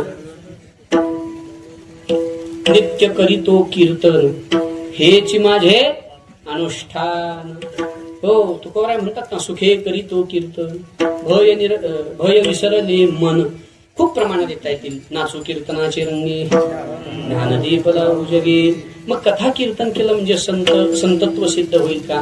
होणार नाही. तुकोबाराय म्हणतात नवती ते संत करिता कीर्तन सांगता पुराण नवती संत. ते विद्वान होतील, पंडित होतील, पण संत होतीलच याची शाश्वती नाही. या लक्षणाने जे संतांचं वर्णन आपण करतो की नाही, याला अव्याप्ती दोषानं वर्णन म्हणतो. अव्याप्ती म्हणजे पूर्ण वर्णन नाही. आता ते सगळं सांगत बसत नाही म्हणजे मलाच येत नाही, तुम्हाला काय सांगत. अतिव्याप्ती, अव्याप्ती, असंभव दोष आहेत ना तर्कशास्त्रामध्ये आलेले लक्षणाचे. अव्याप्ती म्हणजे आपलं काय, अतिव्याप्ती म्हणजे लक्षण इथून निघून दुसऱ्यावर सुद्धा ते लागू होतं. गाय कशी असते, 4 पायाची असते. 4 पायाचा घोडा असतो, कुत्रा असतो. गायच कशी होईल, लक्षण दुसरीकडे गेलं. गाय कशी असते, पांढरी असते. हे लक्षण अपुरं झालं.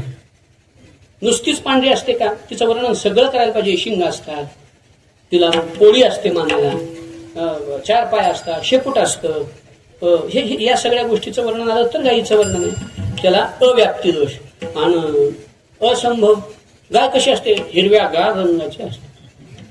आमची गाय हिरवी गार आहे म्हणे. असंभव. किंवा ते मी असं वाचलेलं सांगतो, काय असं गोल गरगरीत चौरस होता. आता ह्याच लागतं का गणित, याला म्हणावं असंभव. आता चौरस गोल असू शकत नाही, आणि गोल असला तर चौरस होऊ शकत नाही. यासाठी मग आमच्यासारख्या विद्यार्थ्याचं काम नाही, ते भरपूर शिकलेले पाहिजे. तर गोल गरगरीत वळतून म्हणजे सगळ्याला काय नॉर्मल वाटलं, त्यात काय पण ते होऊ शकत नाही. त्याला असंभव दोष, असो अव्याप्ती दोष होतो. म्हणून संत एवढ्याच लक्षणावरून सिद्ध होत नाही. हे निर्दुष्ट लक्षण नाही. संतांचं गंध लावणं, पोशाख सांभाळणं, कथा कीर्तन करणं, वारी, हे सगळं करावं, संत करतातच. पण ही संतत्वाची कसोटी नाही. तो कोवऱ्या म्हणतात कसोटी आमच्या हातात आहे. कसोटी ते आसे हाती,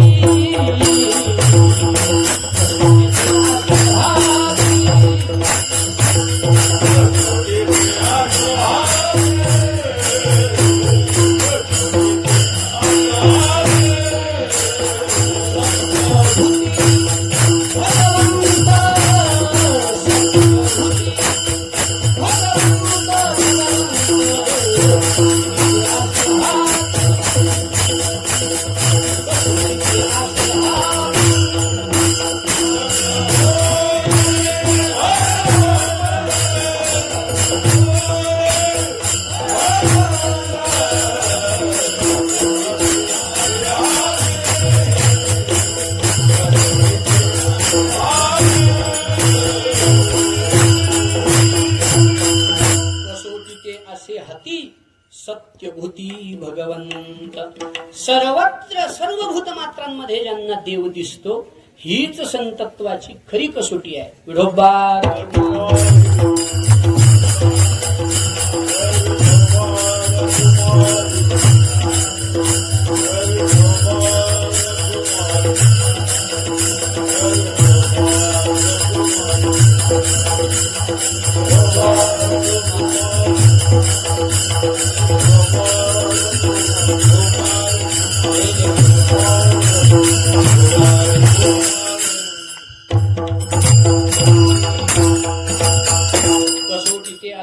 सत्यभूती भगवंत. सर्वत्र भगवत दर्शन होणं हीच संतत्वाची खरी कसोटी आहे. म्हणून तुकोबाराय म्हणतात, तुका म्हणे संतपण याची नाव जरी होय जीव सकाळांचा. कोणत्या अर्थानं, भगवत स्वरूप या अर्थानं जरी होय जीव सकाळांचा. येरा विहिमान पाळना पुरते देवाची ती भूते. म्हणून या जरी होय जीव सकाळांचा. संतपणा याची नाव, हेच खरं संतपण आहे, हेच खरं संतत्व आहे. ही संतत्वाची खरी कसोटी आहे की ज्यांना सर्वत्र सर्व जीव मात्रांमध्ये भूतमात्रामध्ये भगवत दर्शन होतं आणि त्यांच्या उद्धारासाठी ज्यांचा अखंड प्रयत्न चालतो ते संत असं म्हणतात. संतपण उगं कुठल्या तरी निकषावून लावून चालत नाही. नाही संतपण मिळत हे हाटी, हिंडता कपाटी राणवणी. नये मोल देता धनाची आराशी, नाही ते आकाशी पाताळी हे. मग कधी मिळतं हे संतपण? तुका म्हणे मिळे जीवाची येसाठी. आपलं जीवत्व द्यावं लागतं, जीव द्यावा लागत नाही. हे लक्षात घेतलं पाहिजे. जीवत्व द्यावं लागतं. तुका म्हणे मिळे जीवाची येसाठी, नाही तरी गोष्टी सांगू नये. तुकोबरा म्हणतात जीव द्यावा लागतो असं नाही, जीवत्व द्यावं लागतं. आणि सर्वत्र परमात्म दर्शन म्हणजे ब्रह्मत्व स्वीकारावं लागतं. तेव्हा खऱ्या अर्थानं संतपणांनी बांधल्या जातं. पण नुसतं ब्रह्मत्व आलं म्हणजे संतत्व नाही. म्हणजे ब्रह्मरूप आपली म्हणजे स्थिती झाली, याला संत म्हणत नाही, याला ब्रह्मज्ञानी असं म्हणावं लागतं. मग त्याच ब्रह्मरूप झालेल्या महापुरुषाला जेव्हा आपल्या अंतःकरणाला दयेची उपाधी घेऊन लहान व्हावं वाटतं आणि आपल्याला जो आनंद मिळाला तोच आनंद जगाला द्यावा, अशी ज्यावेळेला त्या महात्म्याला भावना होते, हे संतत्वाचं पूर्ण लक्षण आहे. महाराज अभंगाच्या प्रथम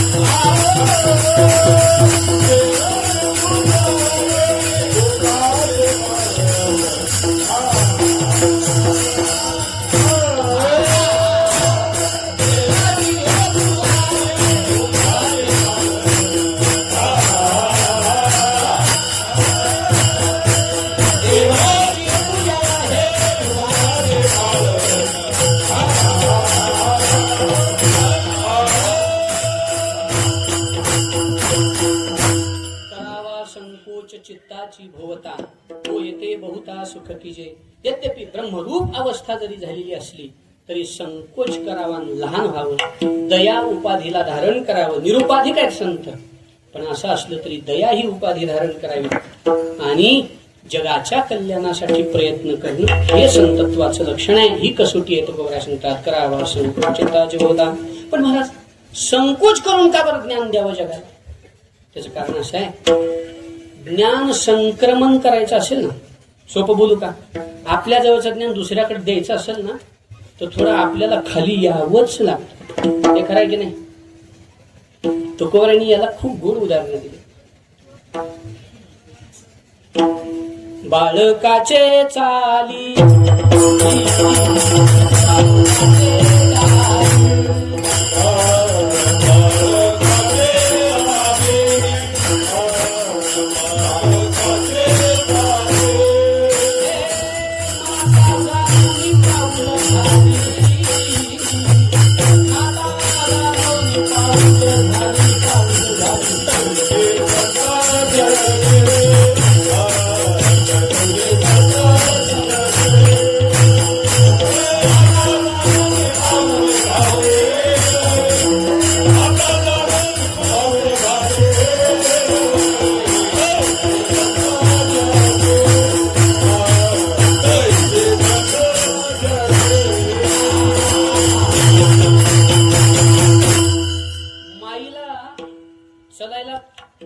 कसं येऊ शकतो?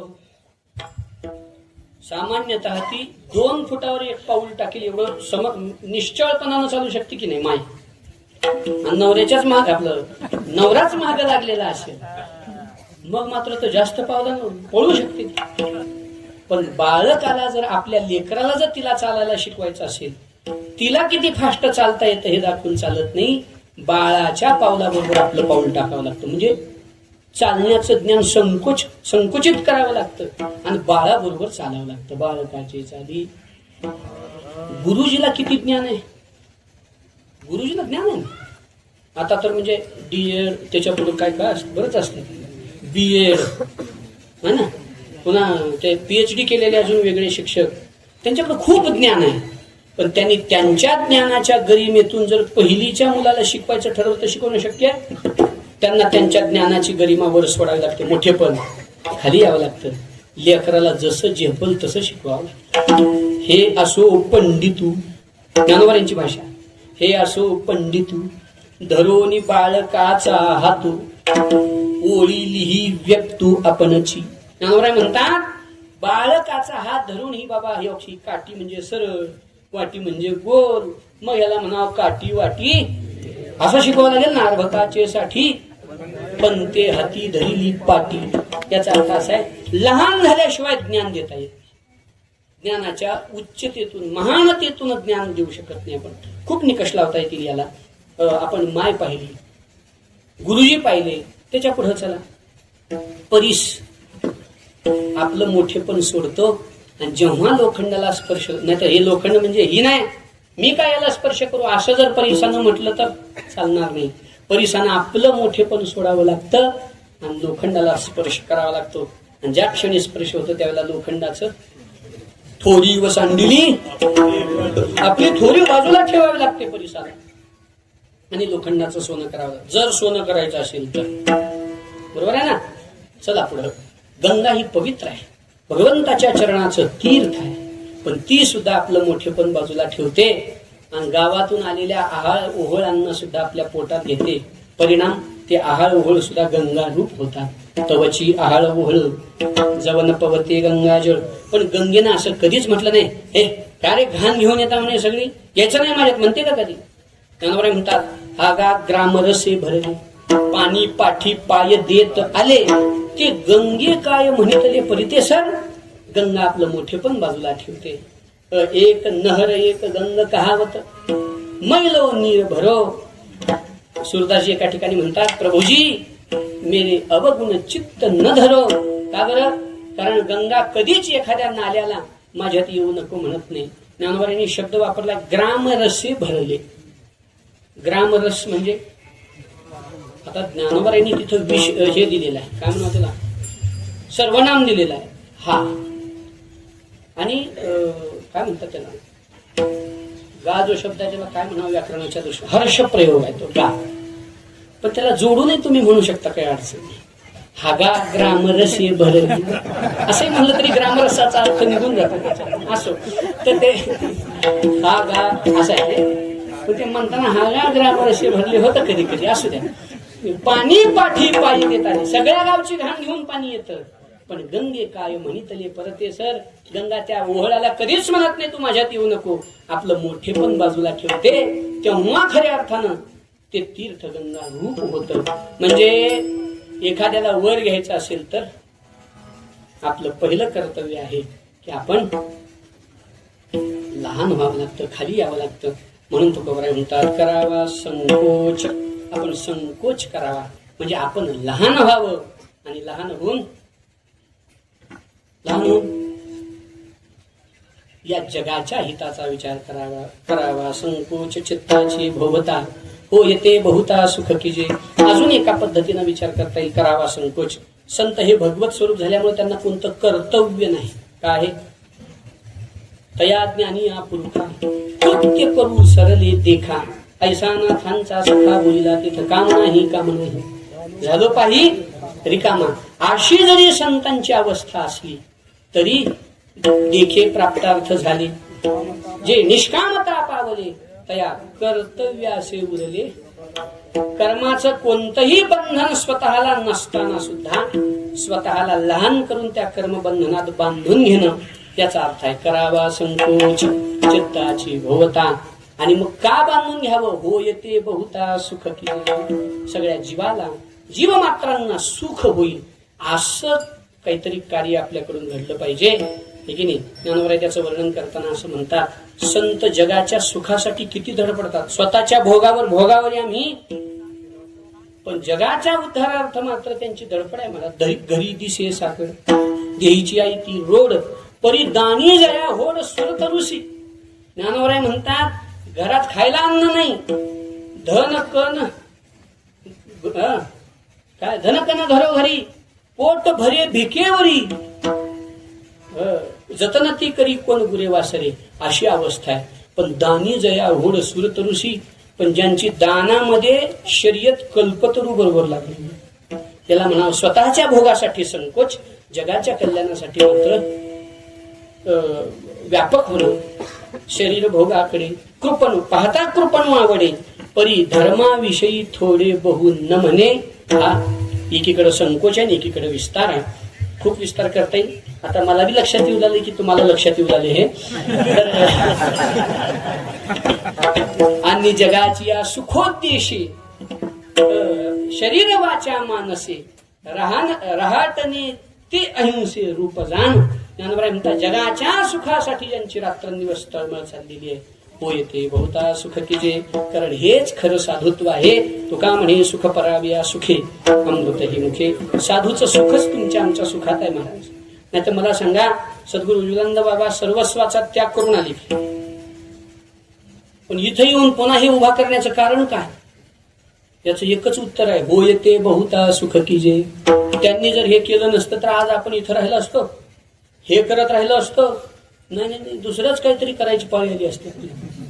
म्हणजे उद्योगधंदे पाणी काहीतरी करीत राहिला असतो, नंतर भर रस्त्यात कानात आपलं असं काहीतरी करावं लागलं असतं आपल्याला. असू दे,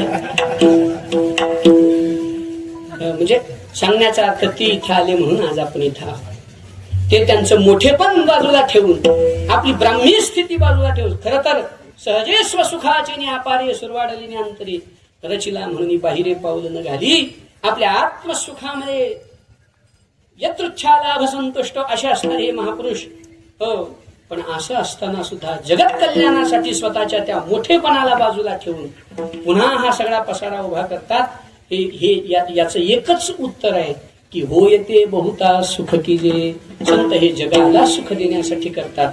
प्रमाण सांगू, आनंदाची पुष्टी अंगी श्रोते संगी, त्यांना ब्रह्मस्वरूपाचा आनंद आहे. पण असं असून सुद्धा माफी नाम वैखरीनं भगवंताचं नाम घेतात. का बरं? त्यांनी परापश्यंतीनं घेतलं तर बिघडणार आहे का? परापश्यंतीनं घेतलं तरी त्यांना तोच आनंद आहे, पण वैखरीनं घेतलं तर स्वतःचा आनंद जगालाही देता येतो, है ना? काय दोन्ही पक्ष पाहे गात्या ऐकते असे एकची पहिला नाही. ठीक आहे. तर सांगण्याचा अर्थ असा आहे की संत जगाच्या सुखासाठी हे करतात, कारण जगाचं सुखच त्यांचं सुख आहे. पै पाऊस तळूला आहे डोळ्याची लागी होय, तैसा पर सुखे जाय सुखावत, म्हणून महाराज म्हणतात हो येते बहुता सुख कीजे. पण महाराज आपलं मोठेपण बाजूला ठेवून जगाच्या सुखाचा विचार का? तुकोबराय सांगतात देवाची पूजा हे भूताचे पाळण, मत्सर तो शीण बहुतांचा. खूप विस्तार होत जाईल, आता वेळ झालेला आहे, त्यामुळे थोडक्यात आता पुढचं सगळं आटपतो. थोडक्यात बी म्हणलं तर अजून अर्धा तास लागणारच आहे, पानं तर व्हावं लागेल की सगळे. तर मग ते देवाची पूजा आहे भूताचे पालन. खऱ्या अर्थानं सर्व भूत मात्रांमध्ये भगवत स्वरूप पाहणं हीच देवाची श्रेष्ठतम पूजा आहे. हीच पूजा आहे.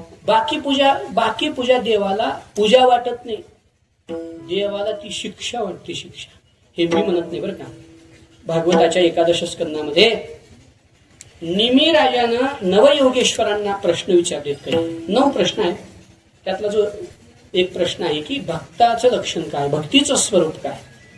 त्यावेळेला हरी योगेश्वरांनी त्याचं वर्णन विस्तार असा केलेला आहे की भक्ताचे 3 प्रकार आहेत बाबा. एक प्राकृत भक्त आहे, एक मध्यम भक्त आहे आणि एक श्रेष्ठ भक्त आहे, उत्तम भक्त आहे. मग प्राकृत भक्त कोणाला म्हणावं? प्राकृत भक्त तो आहे की ज्याला फक्त मूर्तीतच देव दिसतो. पाषाण प्रतिमा केवळ देव, तेथे तिच्याचा सर्व भाव, तेथे तिच्याचा पूर्ण भाव. भक्त संत सज्जनासी पाहाव, अनुमात्र देहो लवनिधी. नाथ महाराज वर्णन करतात त्याच्यावर की म्हणे पाषाण प्रतिमा हाची देव. एवढंच ज्याला माहिती आहे की पाषाणाची प्रतिमा म्हणजे देव, आणि बाकीच्याला यत्किंचित आदर सुद्धा देत नाही. अर्चायामेव हरये पूजाय श्रद्धये हते, न तद्भक्तीषु न चान्येषु स भक्त. स भक्त प्राकृत स्मृत. भागवतातला श्लोक आहे. योगेश्वर सांगतात की म्हणे न भक्तेषु न चान्येषु, जगातल्या कोण्या जीवमात्राला तो मान देत नाही, भक्तालाही मान देत नाही, असा जो आहे तो प्राकृत भक्त आहे. पण त्या भक्ताची पूजा म्हणजे महाराज म्हणतात की ती देवाला शिक्षा वाटते. शिक्षा प्रमाणही आहे की त्याच्यासाठी. अथितासी गाळी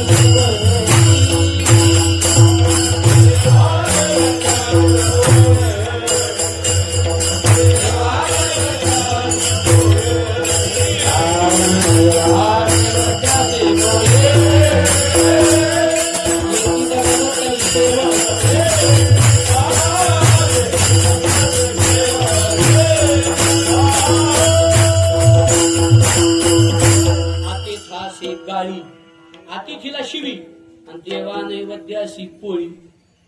महाराज म्हणतात येती दगड तैसेवरी मंत्र पुष्प देवाशी.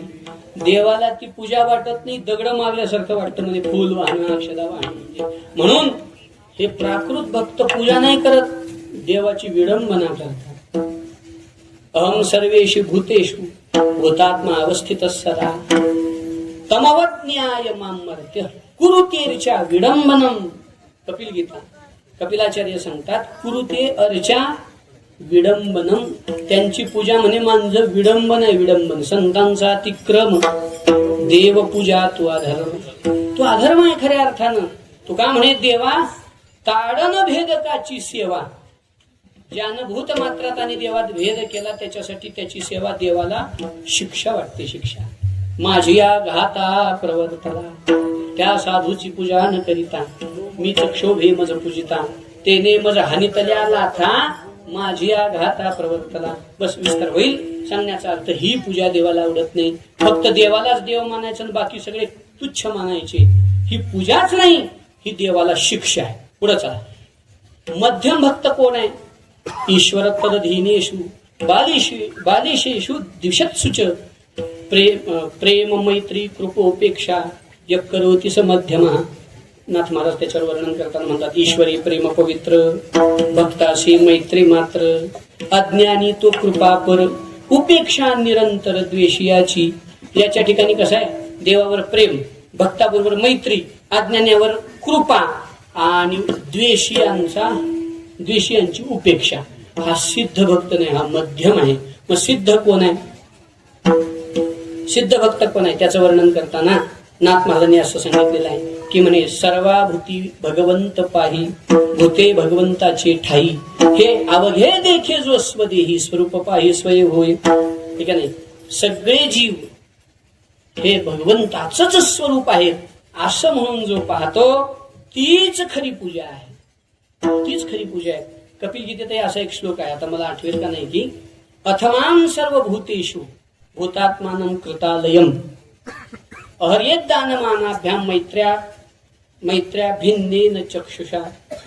कपिलाचार्य असं म्हणतात की म्हणे सगळ्यामध्ये भगवंताचं स्वरूप पाहून जो माझी पूजा करतो तीच पूजा माझ्यापर्यंत डायरेक्ट पोहोचते.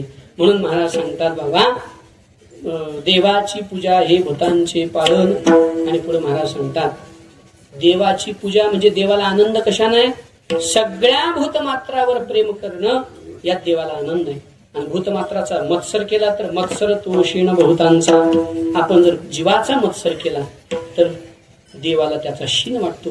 म्हणून तर संतांनी आपल्याला उपदेश केलेला आहे कोणाही जीवाचा न घडो मत्सर. का बरं न घडो? कारण वर्म सर्वेश्वर पूजनाचे.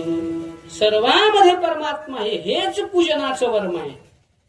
हे सर्वेश्वर हे वर्म असं नाही, पूजनाचे हे वर्म की वर्म सर्वेश्वर पूजनाचे. सर्वच परमात्मा आहे हेच पूजनाचं वरम आहे. म्हणून कोणाही जीवाचा न ढळू मत्सर.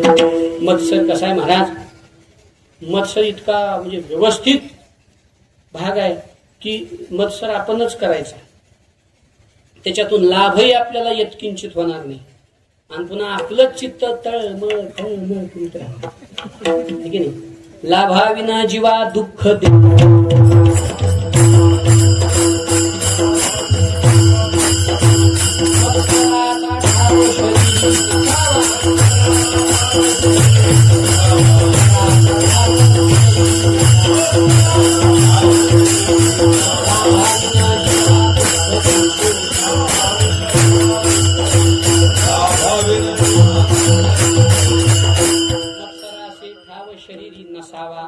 आपल्या अंतकरणात मत्सराला यत्किंचित जागा ठेवणे का. लाभाविन जीवा दुःख देतो. मत्सरानं भूताच्या मत्सरे ब्रह्मज्ञान नेले चोरी. तुकोबर किती सांगता येईल आपल्याला, त्याच्यावर विस्तार करता येईल. म्हणून मत्सर जीवाचा घडला की देवाला शीन होतो. म्हणून मत्सर तो शीन बहुतांचा.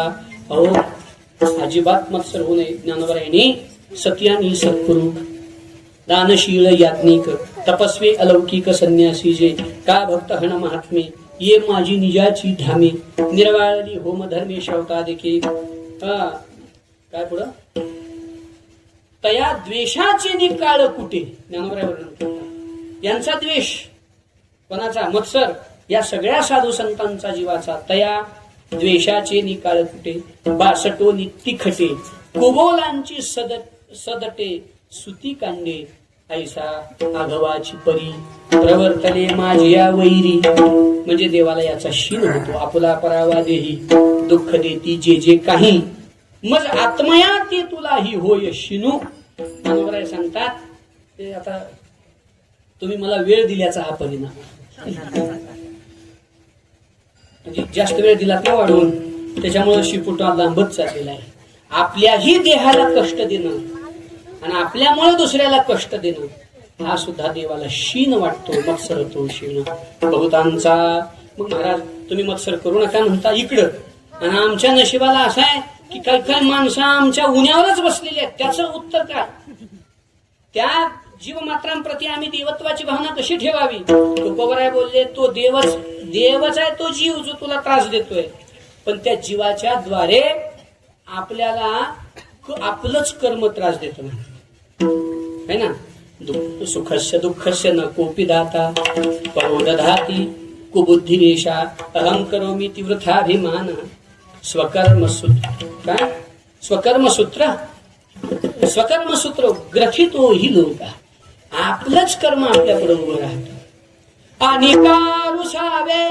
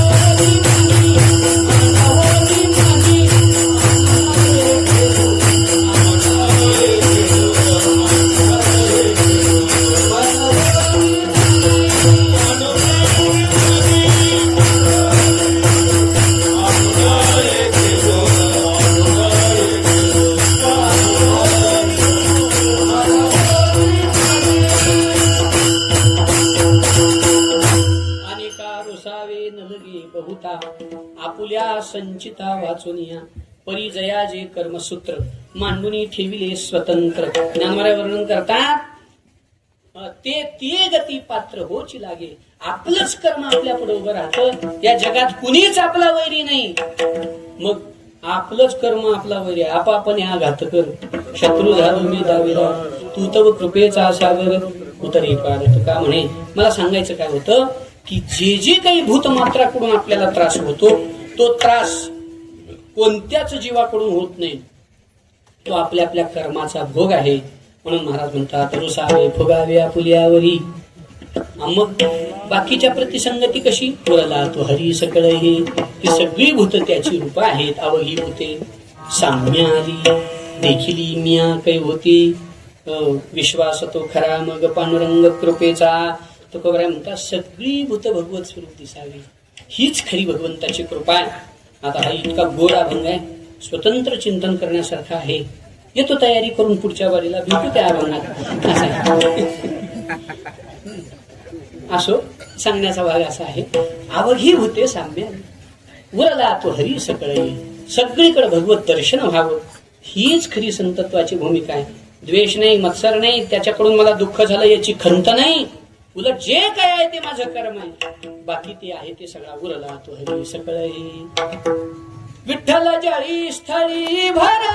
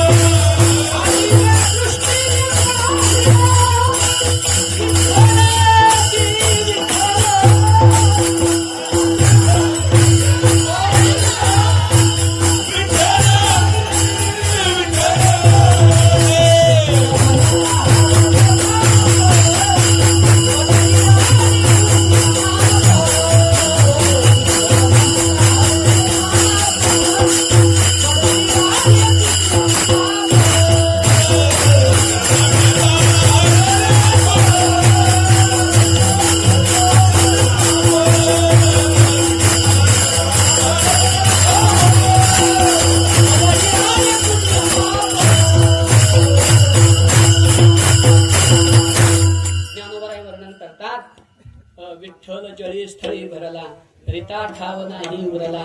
आज म्या दृष्टीने पाहिला विठ्ठलची विठ्ठलची. याचा अर्थ असा आहे उरला तो हरी सकळ हे.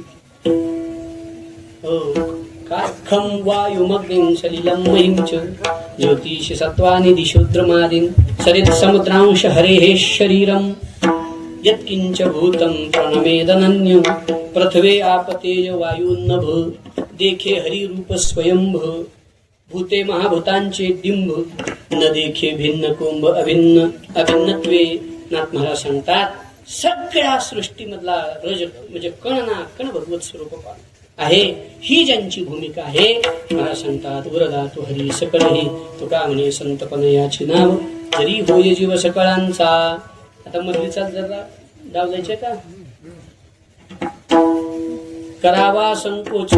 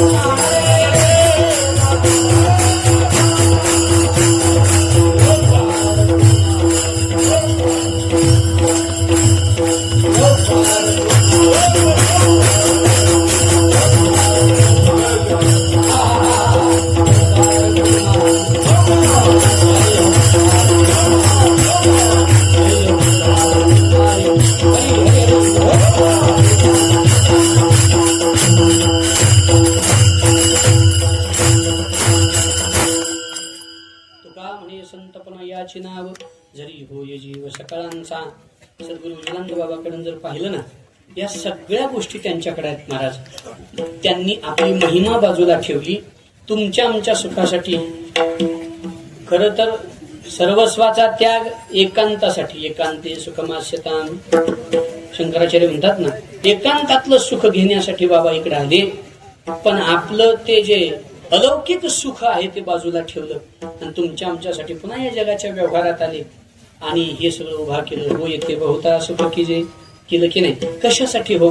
त्याचं उत्तर आहे त्यांच्या दृष्टीनं तुम्ही आम्ही आनंदात राहणं हाच भक्तीचा पुरुषार्थ त्यांनी स्वीकारलेला होता. आणि एक मला सांगा, बाबांनी कधी मत्सर केलेलं पाहिलं का आपण? त्यांचा मत्सर करणारे भरपूर होते, पण त्यांनी मात्र कोणाचा मत्सर केला नाही. हरी रेव जगत जगत हरी, ही ज्यांची अनुभूती आहे, मत्सर नाही. एखाद्या व्यक्तीबद्दल मत बोलायचं आहे, तो व्यक्ती समोर आहे, त्याचं मत त्याच्याबद्दलचं मांडलं, व्यक्ती निघून गेला, विसरून नाही गेली. आपल्या आपल्या देव असो माझा भलती ठाई, चित्त पायाजवळी असू द्यावी म्हटल्यासारखं अखंड प्रभुचिंतन, मत्सर नाही. कधी कोणाची माग निंदा तर शब्दच म्हणता येणार नाही त्यांच्यासाठी, उपेक्षा सुद्धा नाही. एखाद्याची उणीव सुद्धा प्रगट करणं नाही.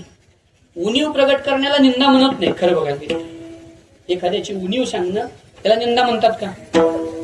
पण तो व्यक्ती समोर नसेल तर बाबा त्याची उणीव सुद्धा सांगत नव्हते. समोर नसेल तर एवढं ज्यांचं निर्मत्सराणाम सताम है ना, भागवताचा दुसराच श्लोक, हेच संतांचं लक्षण आहे. निर्मत्सराणा, ज्यांच्या अंतःकरणात कसलाच मत्सर कोणाविषयी नाही, म्हणजे ज्यांच्याकडे मत्सर नाही. भूतमात्रामध्ये भगवत दर्शन आहे. आपल्या कर्माशिवाय ज्यांनी कुठल्या गोष्टीला वेळापुढे धरलं नाही. एवढा मोठा आजार झाला, पण बाबांनी शेवटी जेव्हा उमरग्यामध्ये बाबा होते, लोक यायले तब्येतीच विचारलं. आता स्वाभाविक आहे, कारण लोकांच्या लक्षात येत नाही की ज्याला विचारायला ती एकटच आहे. विचारणारे आपण खूप आहोत, हे विचारण्याच्या ध्यानात येत नाही ना. त्यामुळं भेटत बाबा कसं वाटलं. बाबांनी तिथं लिहिलं, माझ्या तब्येतीबद्दल कुणीही काही चर्चा करायची नाही. जो आजार आहे तो माझ्या देहाचा आहे, माझा नाही. लिहिलं होतं की नाही? ते आपलं जे शेंडगे साहेबांचं हॉस्पिटलच्या रूम मध्ये बाबांनी तिथं चिठ्ठी लावली होती, हे करून. मी कशासाठी सांगायचं की रुसावे फुगावे आपुले. आपल्या कर्माचा तो विषय आहे, ते कोणावर तरी ढकलून असा विषय नाही सांगण्याचा अर्थ. ही ज्यांची स्थिती आहे, वरदा तो हरी सगळं हे भगवत स्वरूपानं सगळ्या जगाकडे पाहणं, तुका म्हणे संतपणे याची नाव, हेच खरं संतपण आहे. जरी होय जीव सकळांचा, सगळ्या जीवांचा जीव व्हावं, म्हणजे सगळ्या जीवांच्या करुणेचं स्थान व्हावं, हेच संतत्वाचं अवच्छेदक आहे. दयेच्याच अवच्छेदकानं संतत्व सिद्ध होतं, ज्ञानाच्या अवच्छेदकानं संतत्व सिद्ध होत नाही. ते ज्ञानी पण ब्रह्मवेत्ता ब्रह्मज्ञानी हे सिद्ध होईल, पण दया हे अवच्छेदक लागलं की मग मात्र त्याच ब्रह्मज्ञानाला संत म्हणतो आपण. सांगण्याचा अर्थ असा आहे, जरी होई जीव सकळांचा, तोपर्यंत देवाच्या कृपेची अपेक्षा केली आहे. आईशी कृपा करेल नारायण, जीव जगाचा होईन प्रेमसागरी उडईन, होईल स्नान अनुतापे. संत जीव जगाचे झाले की नाही, मारिता आसूड रेड्याची पाठी, तोची वळ उठी. कस काय? तर जीव जगाचा होईल है ना. जरी होय जीव सकळांचा, नामदेवराया कुत्र्याच्या मागे लागली, उभा उभा जग जेठी, कैशी खाशीच कोरडी रोटी. कोरडं कसं खाशील म्हणे भाकर, जरा तूप घ्या, नामा घेऊन तुपाची वाटी, नामाला गे श्वाना पाठी है ना. तूप घे जग जेठी. कसं आता माझं मागपुढं होत असेल, कोरडी रोटी कैशी खाशी. नामदेवराया कुत्र्याच्या मागे पडू लागले, देवा देवा कोरडी चपाती घशात, म्हणजे भाकर घशात अडकून जाईल, त्याच्यावर जरा तूप घ्या. याला म्हणावं जरी होय जीव सकळांचा, तुका म्हणे संतपण याची नाव. आणि असं संतपण सद्गुरुबाबांच्या समोर, म्हणजे आपल्या समोर सद्गुरुबाबांच्या रूपात उभा आहे. त्यांच्या चरणी साष्टांग प्रणाम आपण करू. आपण दुसरं काय करावं? काही केलं तरी ते अपुर आहे. म्हणून या लागे आता स्तुती सांडून निवांता, चरणी ठेविजे माथा, हेची भले येथोनिया मुठवू माथा, मरणा वाचवणी सर्वथा. त्यांच्या चरणावरून आपलं मस्तक, श्री ज्ञानदेवाचरणी नाथ महाराज मस्तक असो दिनरजनी, तसं आपलं सुद्धा मस्तक सद्गुरुबाबांच्या चरणी असावं. तुम्ही म्हणाल महाराज आम्हाला प्रपंच आहे, घरदार आहे, आम्ही कसं मस्तक ठेवून बेटावरच बसा? त्याचा अर्थ लक्षात घेतला पाहिजे. साधूचे चरण हे आचरणाचे म्हणजे द्योतक आहे. संतांचं जे आचरण आहे की नाही त्याला चरण म्हणतात.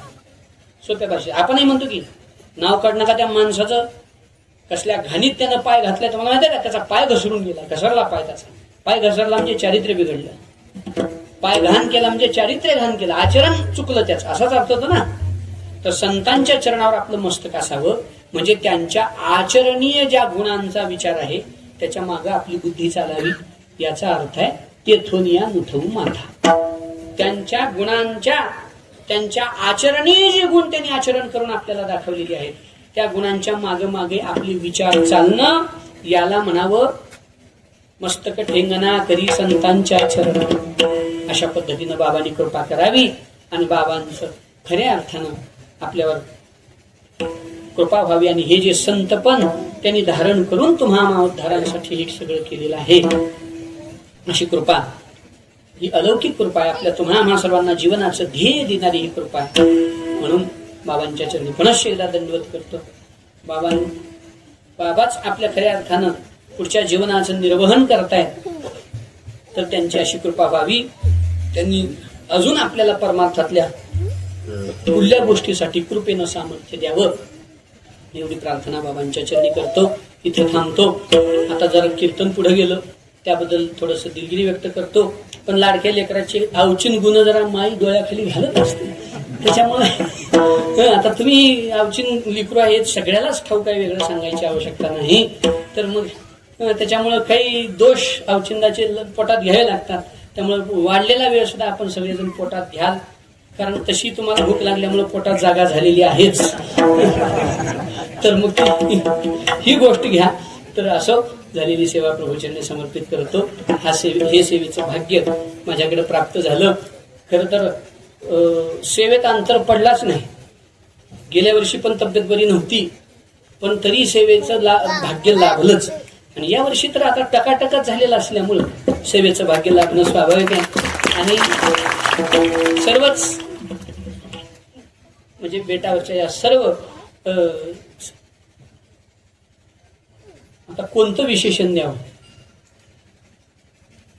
सगळ्याच बाबांच्या सेवकांनी आणि तुम्हासाठी जे वंद्य आहेत त्या सर्व वंदनीय मंडळींनी हा सेवेचा जो भाग आहे तो माझ्या पदरात पुनश्च एकदा टाकला. त्यांच्याही चरणी मस्तक ठेवतो आणि झालेली सेवा या ठिकाणी पूर्ण करतो. करावा संकोच चित्ताची भूता, होय ते बहुता सुख कीजे, देवाची पूजा हे भूताचे पालन. माझं आपलं नवीन आहे जरा, मत्सर तो क्षीण बहुतांचा. झालेली सेवा बाबांच्या चरणी समर्पित करून या ठिकाणी सेवेला पूर्ण केली. खरं पाहता आज म्हणजे आपलं भाग्य आहे. सध्याचा कालावधी म्हणजे इतका गर्दीचा कालावधी आहे महाराज मंडळीसाठी, पण परमश्रद्धेय प्रातस्मरणीय सद्गुरू श्री अवधूतपुरी बाबा, सद्गुरू श्री दीपक बाबा, तेजसनाथ बाबा, ही सगळी महात्मे आपल्या सेवेत आहेत. हे म्हणजे खरं लाडकी लेखमी संताची हे प्रत्यक्ष दर्शन आहे. तर या कालावधीत महात्मे भेटणं, अहो महात्मे काय महाराज भेटणं अवघड आहे. मी मुद्दामच हा शब्द पुन्हा वापरला. महात्मे एका ठिकाणी आहे, महाराज एका ठिकाणी आहे. महाराज काय कुणी असू शकतात, तुकोबराला काय काय म्हणणारे बी महाराज होऊ शकतातच की, त्याचं काय असं आहे. त्याच्यामुळं महाराज होण्याचा विषय वेगळा आहे आणि साधू असण्याचा विषय वेगळा आहे. त्यामुळे या सर्व महापुरुषांच्या चरणी साष्टांग प्रणाम करतो. म्हणजे एवढ्यातच भागवलो नाही तर पुन्हा अडचण होईल ना सगळे. त्याच्यात सांगण्याचा झालेली सेवा बाबांच्या चरणी समर्पित करतो. आपल्या सर्वांच्या चरणी पुन्हा एकदा मस्तक ठेवतो. थोडं इन्फेक्शनची अजून थोडेसे म्हणजे इम्युनिटी डाऊन असते या ऑपरेशनमध्ये, रोग प्रतिकारक शक्ती, त्यामुळे इन्फेक्शन वगैरे होण्याची शक्यता असते. त्यामुळे आपण जिथं आहोत तिथूनच मला आशीर्वाद द्या, कारण दर्शनाचा काही विषय शक्य नाही. फक्त चलावना नाही नसे असं म्हणजे नजरेचं जे काय असेल ते आपलं दर्शन आणि आशीर्वादाचं नातं असं ठेवून आणि या ठिकाणी सगळ्यांनीच लगेच मला परवानगी द्यावी ही सगळ्यांना विनंती करतो. हरिभक्ती परायण हरिभाऊ मापणीकर आणि ज्ञानेश्वर माऊली त्यांच्या माग